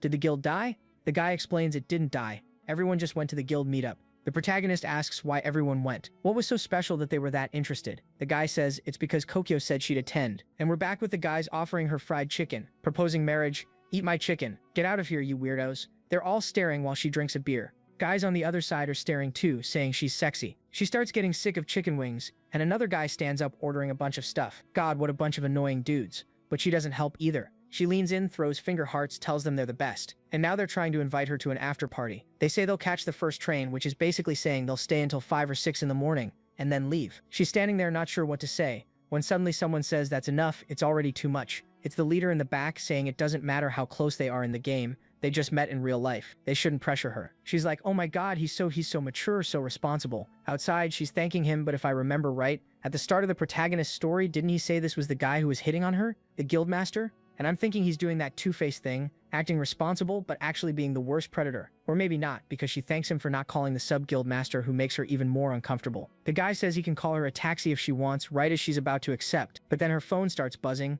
She suddenly takes off running, hides in an alley because it hit midnight. She says this ability is a total curse. Next thing you know, she's already on the bus, while everyone around is talking about her in the chat. Oh, and we find out the picture she uses in the chat is actually edited. She's way less thick and way less, giant than she looks there. I think that's it. She made herself look bigger because in real life she's tiny. My god, we get home and she's not just tiny. She literally is a kid, what the hell? But she's celebrating, saying the meetup was amazing, and she even saw the guildmaster. And that's when we remember, a little earlier, when she took her photo and was wondering why she looked like an elementary school girl. She always dreamed of growing a little more. But because she looks like that, she decided to try using her voice to make money in the game. So she kind of, acts super nice so people would give her items, then she'd sell the items, I guess. Until suddenly one day, when those pillars of light went up, she was on her way home, and in the blink of an eye, boom, she grew and got huge. This really is the most half-baked power ever. She turns into an adult after midnight. What the hell? Or after sunset.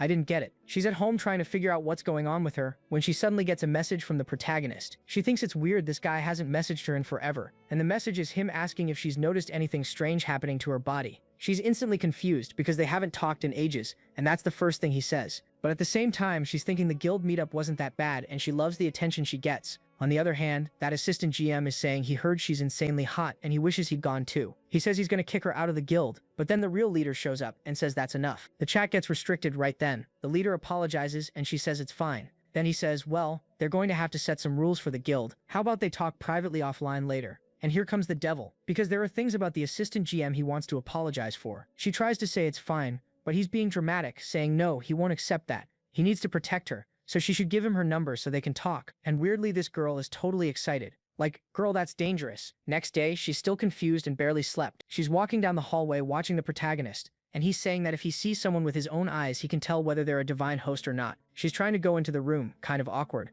Actually, it's the nurse's office, and the nurse is saying there's a kid who's been absent a lot lately. And right then she shows up saying she doesn't feel well. Immediately the protagonist looks at her. In an instant, he recognizes her as that Kokyu by her voice, right? She says he's got the wrong person and tries to run, but he comes up behind her and says he's the master of animals. She freaks out, asking if he's Woojin, and before he can answer, she realizes it's time. Boom, she transforms, and suddenly she's gigantic. And like, okay, FBI, what are you gonna do now? I'm not gonna praise anything, I'm just gonna stall so people can watch and make their own conclusions. They're standing face to face, the protagonist yelling like he's having a meltdown, while the poor girl is terrified. If anyone sees her like this, they'll think she's a pervert like last time. When the transformation happened and she was out on the street, everyone started saying maybe she was an idol or someone famous, but her clothes were kind of small. Why was she walking around half naked? She has no idea what to do, and the protagonist uses the only move he's got and covers her with his coat. She's confused. She just transformed and grew right in front of him, but he seems calm. At the same time, she notices he has a tattoo on his chest that's glowing. He steps closer, telling her he knows how to fix this problem, but then her phone rings and says it's too late.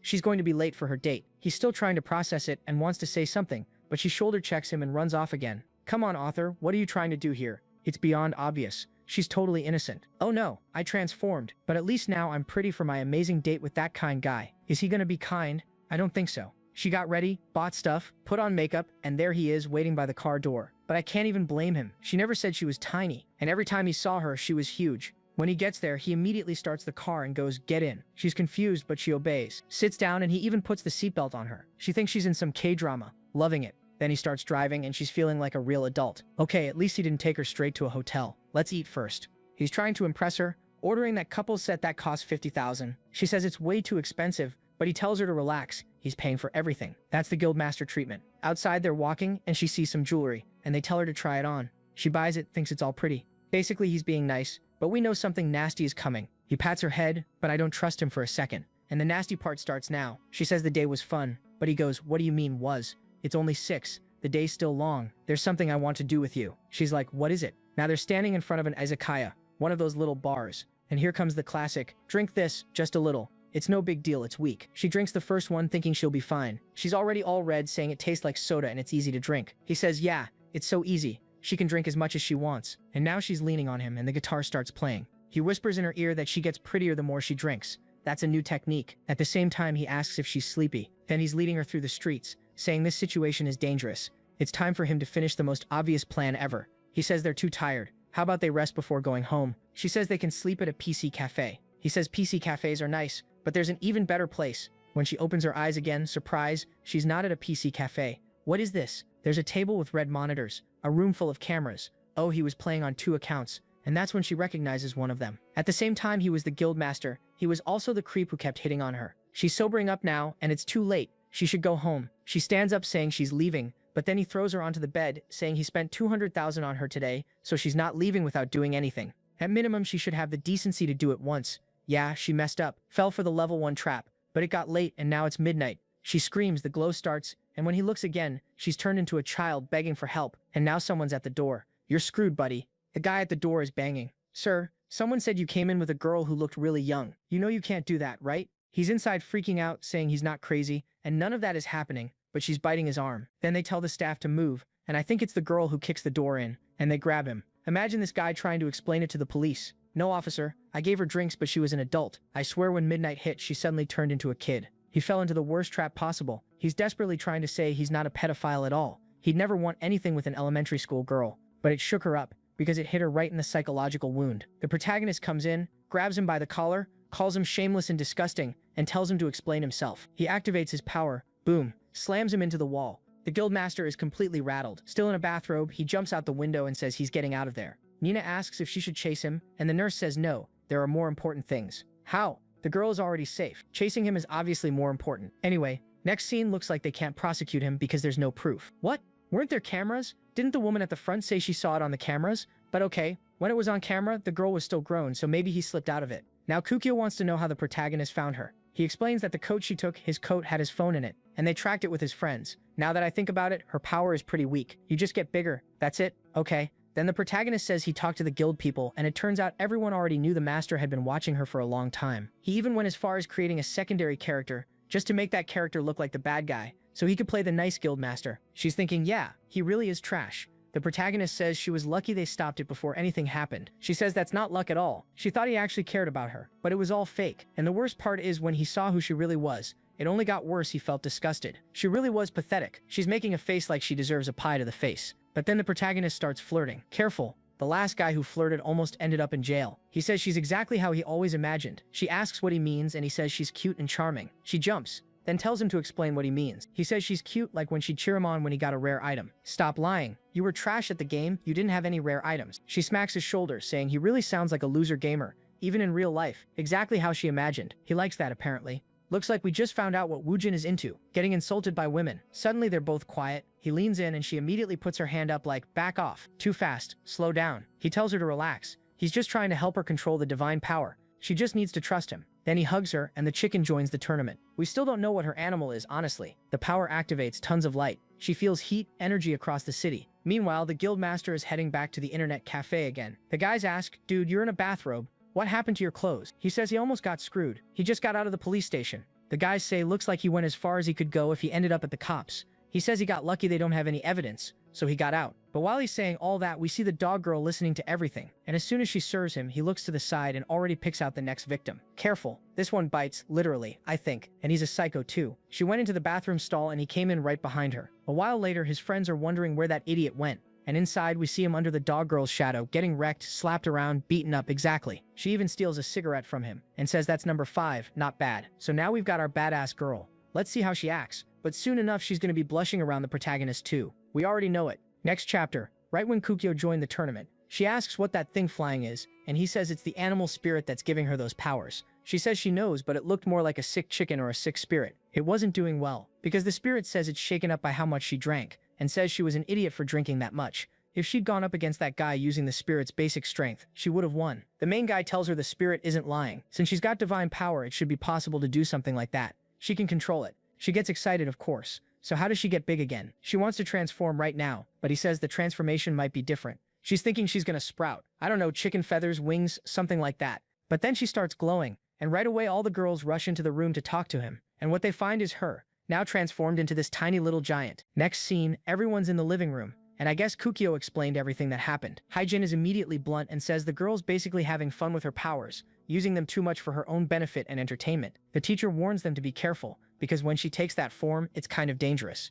She apologizes and says she'll be careful. Meanwhile, the main guy tells everyone to stop giving her such a hard time. She says she'll think about it and reflect. But then Nina jumps on him, opens the boy's shirt and says the important thing is they already have 5 people on the list. There are still 2 months left, so at this pace they won't have any problem. Ji-yoon asks if she's really sure about that. That person they ran into at the amusement park that day was on a completely different level. There could be others like that who'll be way harder to capture. Everyone gets kind of quiet and down about it. And then Kuko asks what this finding more host thing is about. He explains it's everyone participating in the competition, the ones who have the zodiac spirits. Usually if someone's acting weird or transforming, you assume they're a host. Kukyo asks if they're all going to hunt together, and he says yes. She gets excited, saying it's like a game and it sounds fun. Then the wide-hip nurse says they could make it a school club. That way they can meet up without looking too suspicious.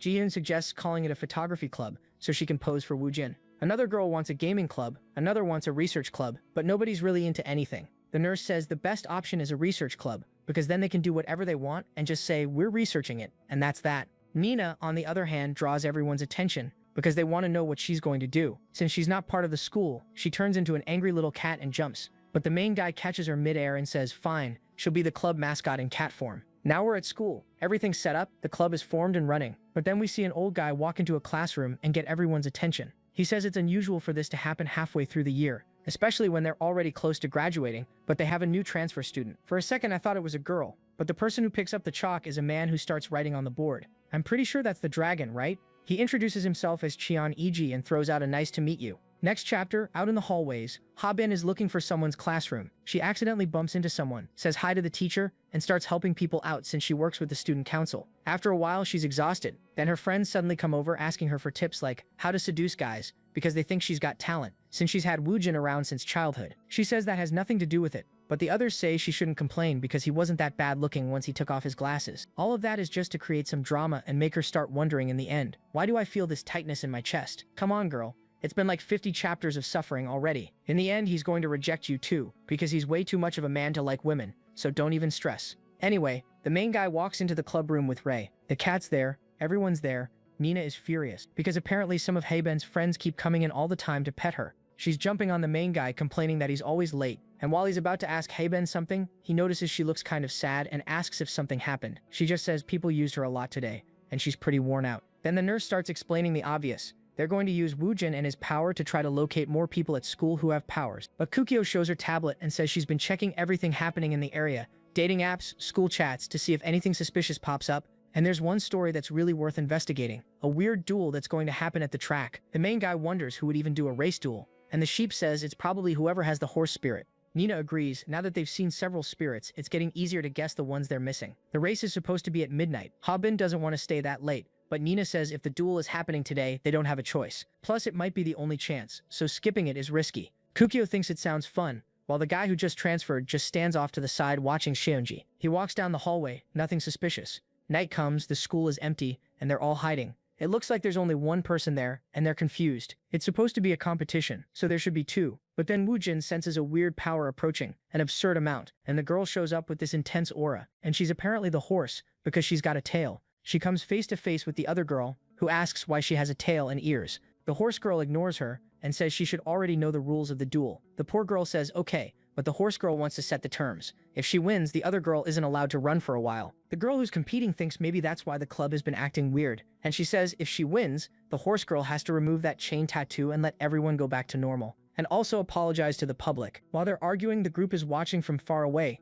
but nobody can hear anything. Rabin Hatspin tries with her sharp hearing and catches something about conditions, something about not running. Nina says for now it's better to just watch and see what happens. Then the nurse shows up, seems to recognize the kid, and says the girl competing is the second fastest on the school team. She's an athlete who got a school scholarship, won a bunch of awards and trophies. Back to the two of them. The trophy-winning runner says they'll race 50 meters, 100 meters, and 400 meters. If it still isn't decided, they'll pick the next events. The horse girl just says whatever. She won't need more than that. The competitor is confident, thinking she has a chance. They get ready. She glances to the side and starts hesitating, but she's sure she can win. She placed second in the qualifiers. Last year, nobody was faster than her, but her thoughts get cut off when the horse girl launches like a bullet. She tries to chase, but the horse spirit girl is taking these long stretched strides, and 10 seconds later, she's already got 2 more wins. She wins the match, best of 3. The main guy is shocked, watching from a distance, wondering if that's what it means to have the horse spirit. And yeah, that's exactly what it means. They go back for another race, and she even loses the 100 meters, which was supposed to be her strongest. So she starts thinking the horse girl must be a short distance specialist, and she figures she'll win the 400. Woojin scratches his head, wondering how they're supposed to capture someone who's basically a pro runner. Haiji says they have Hatspin, but Hatspin warns them her thing is jumping, not running. Nina says there's actually a pretty easy way. Since it's a race, they know exactly where she's going to finish. They get ready for another round, but suddenly the competitor takes off early. She went 5 seconds before the timer, telling herself no rule said she had to wait until the last second. Yeah, that's obviously the basic rule, girl. She knows the other one is using some kind of trick, so this makes it fair. But the horse girl doesn't care. She waits out the 5 seconds, then shoots forward, passes her, and right then the main guy tells everyone to move in. The group jumps in, but the horse girl activates something and takes off, leaving everyone eating dust. The group is stunned. She stops, turns around, and says the duel has been decided. From now on, the restriction will activate, and boom, she drops the curse on the other girl, her thighs getting squeezed by chains. The main guy realizes that's the price of losing a duel against her. Then suddenly it's the next day, and she just got away? Because the nurse is looking at the girl's leg with the tattoo, and she says it only starts hurting when she starts running. The main guy asks why she's so obsessed with running, and what happened for her to end up in second place. Why did this whole fight start? She explains she's second because the #1 runner suddenly disappeared from the team. In a flashback, we see the track group talking about a rumor. There's a ghost that challenges you to a race, and if you lose, you can never run again. And apparently the school's top runner stopped running because she lost to that ghost. So you'd ask, okay, but why not just refuse the challenge? And then we find out. A girl walks into the room and shows she got a letter. It looks like once you receive the letter, the chain already appears. And if you don't accept the challenge, the chain grows, so you don't really have a choice. Now Haiji is pacing back and forth trying to understand what's going on. This curse stuff feels way too weird for someone with the horse's power. The main guy says it really doesn't make much sense, and asks Nina if she knows, out of the remaining spirits, who could have a power like that. Suddenly Nina asks who won the first Zodiac tournament. Haiji and the main guy think that's weird, because in theory Nina participated, but she says she has no idea. And then it clicks. Oh, it must be #1. And they say it's the rat, the animal that's first in the count of the 12 Zodiac. And right away Nina says she remembers now. How could she forget the rat's power? Something called a geese.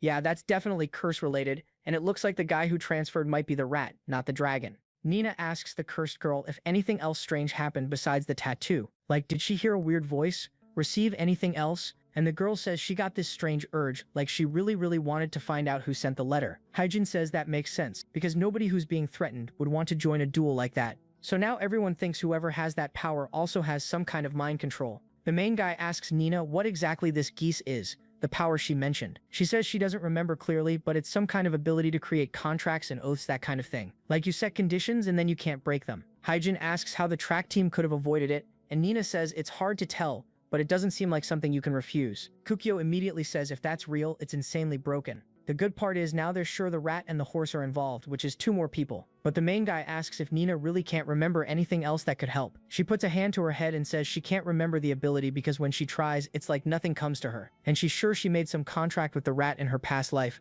and that's why she got betrayed. That's it, I just spoiled everything. I figured out the whole story in 1 sentence. The main guy asks if she forgot because it was so long ago, and she says no. It's like her memory is shut off somehow. Then Jiu asks how they're going to solve this and whether it has anything to do with what happened at the park that day. Everyone's standing there deep in thought and nobody says a word. Then the protagonist speaks up. Okay, they're not sure about anything, but they can't just stay still. Little by little, they'll figure it out. Haijin agrees. If they capture that horse girl, at least they'll get some information about the rat because the 2 of them are connected. Jiu agrees too, but but the problem is going to be capturing someone who can run at that speed. So the protagonist goes, perfect. So all they have to do is make her want to compete against them, and he's counting on Rabin for that. Rabin's there like, not really getting what any of this has to do with her. The scene cuts to the track team, where the coach is saying they're on a streak of bad luck. They already lost their number 1, and now they lost their number 2 in another accident. Looks like they're going to have to consider trying out some new people, or they'll end up with nobody on the team. While he's scratching his head saying they unfortunately have to do it, Rabin suddenly shows up. She still doesn't understand how she got dragged into this.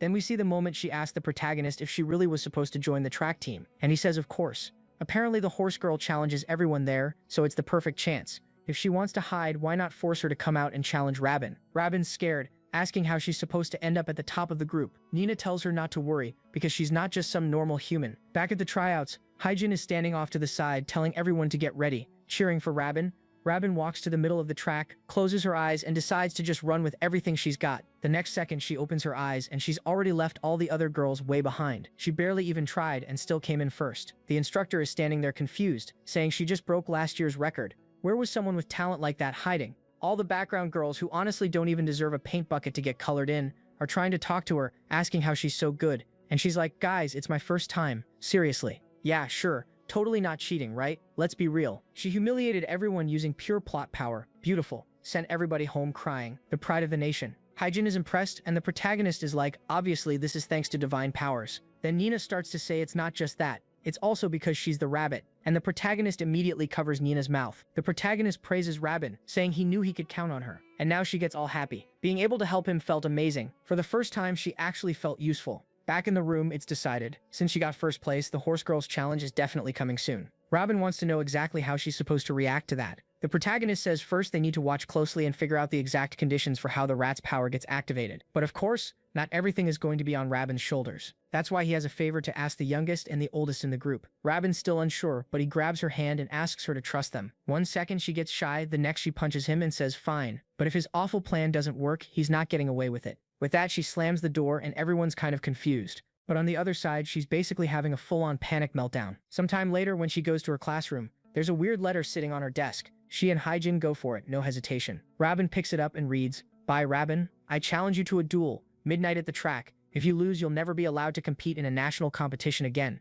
We'll decide the rest of the details when we meet." Damn, today the horse girl showed up looking all athletic and comfy clothes, and she's still giving off that aura. Meanwhile, Rabin's standing there all modest in her coat. The horse girl walks up and says, "You weren't on the team, so why did you join now? And also, do you even know the rules of this duel?" Rabin says she has no idea what she's talking about. All she knows is that if she loses, she won't be able to run anymore. The horse girl keeps stepping closer and says, "Fine, it'll be best of 5. First one to win 3 takes it." Rabin can choose whatever win conditions she wants. And on top of that, she can ask for something. She gives an example. The last person who raced her asked for the ability to run as fast as a horse. But Rabin says she doesn't want that ability. Since the horse girl likes running so much, all Rabin wants is for her to be banned from running for a month. The second she says that, a mark appears on her foot. So is the rat watching? What is going on? The horse girl clearly doesn't care and just says fine. What kind of race is it? Rabin says running in a straight line is boring. While she says it, she's side-eyeing the protagonist. Then she says using the entire school as the race course would be way more fun. So we cut back to the club meeting, with the protagonist saying that after seeing the horse girl's speed,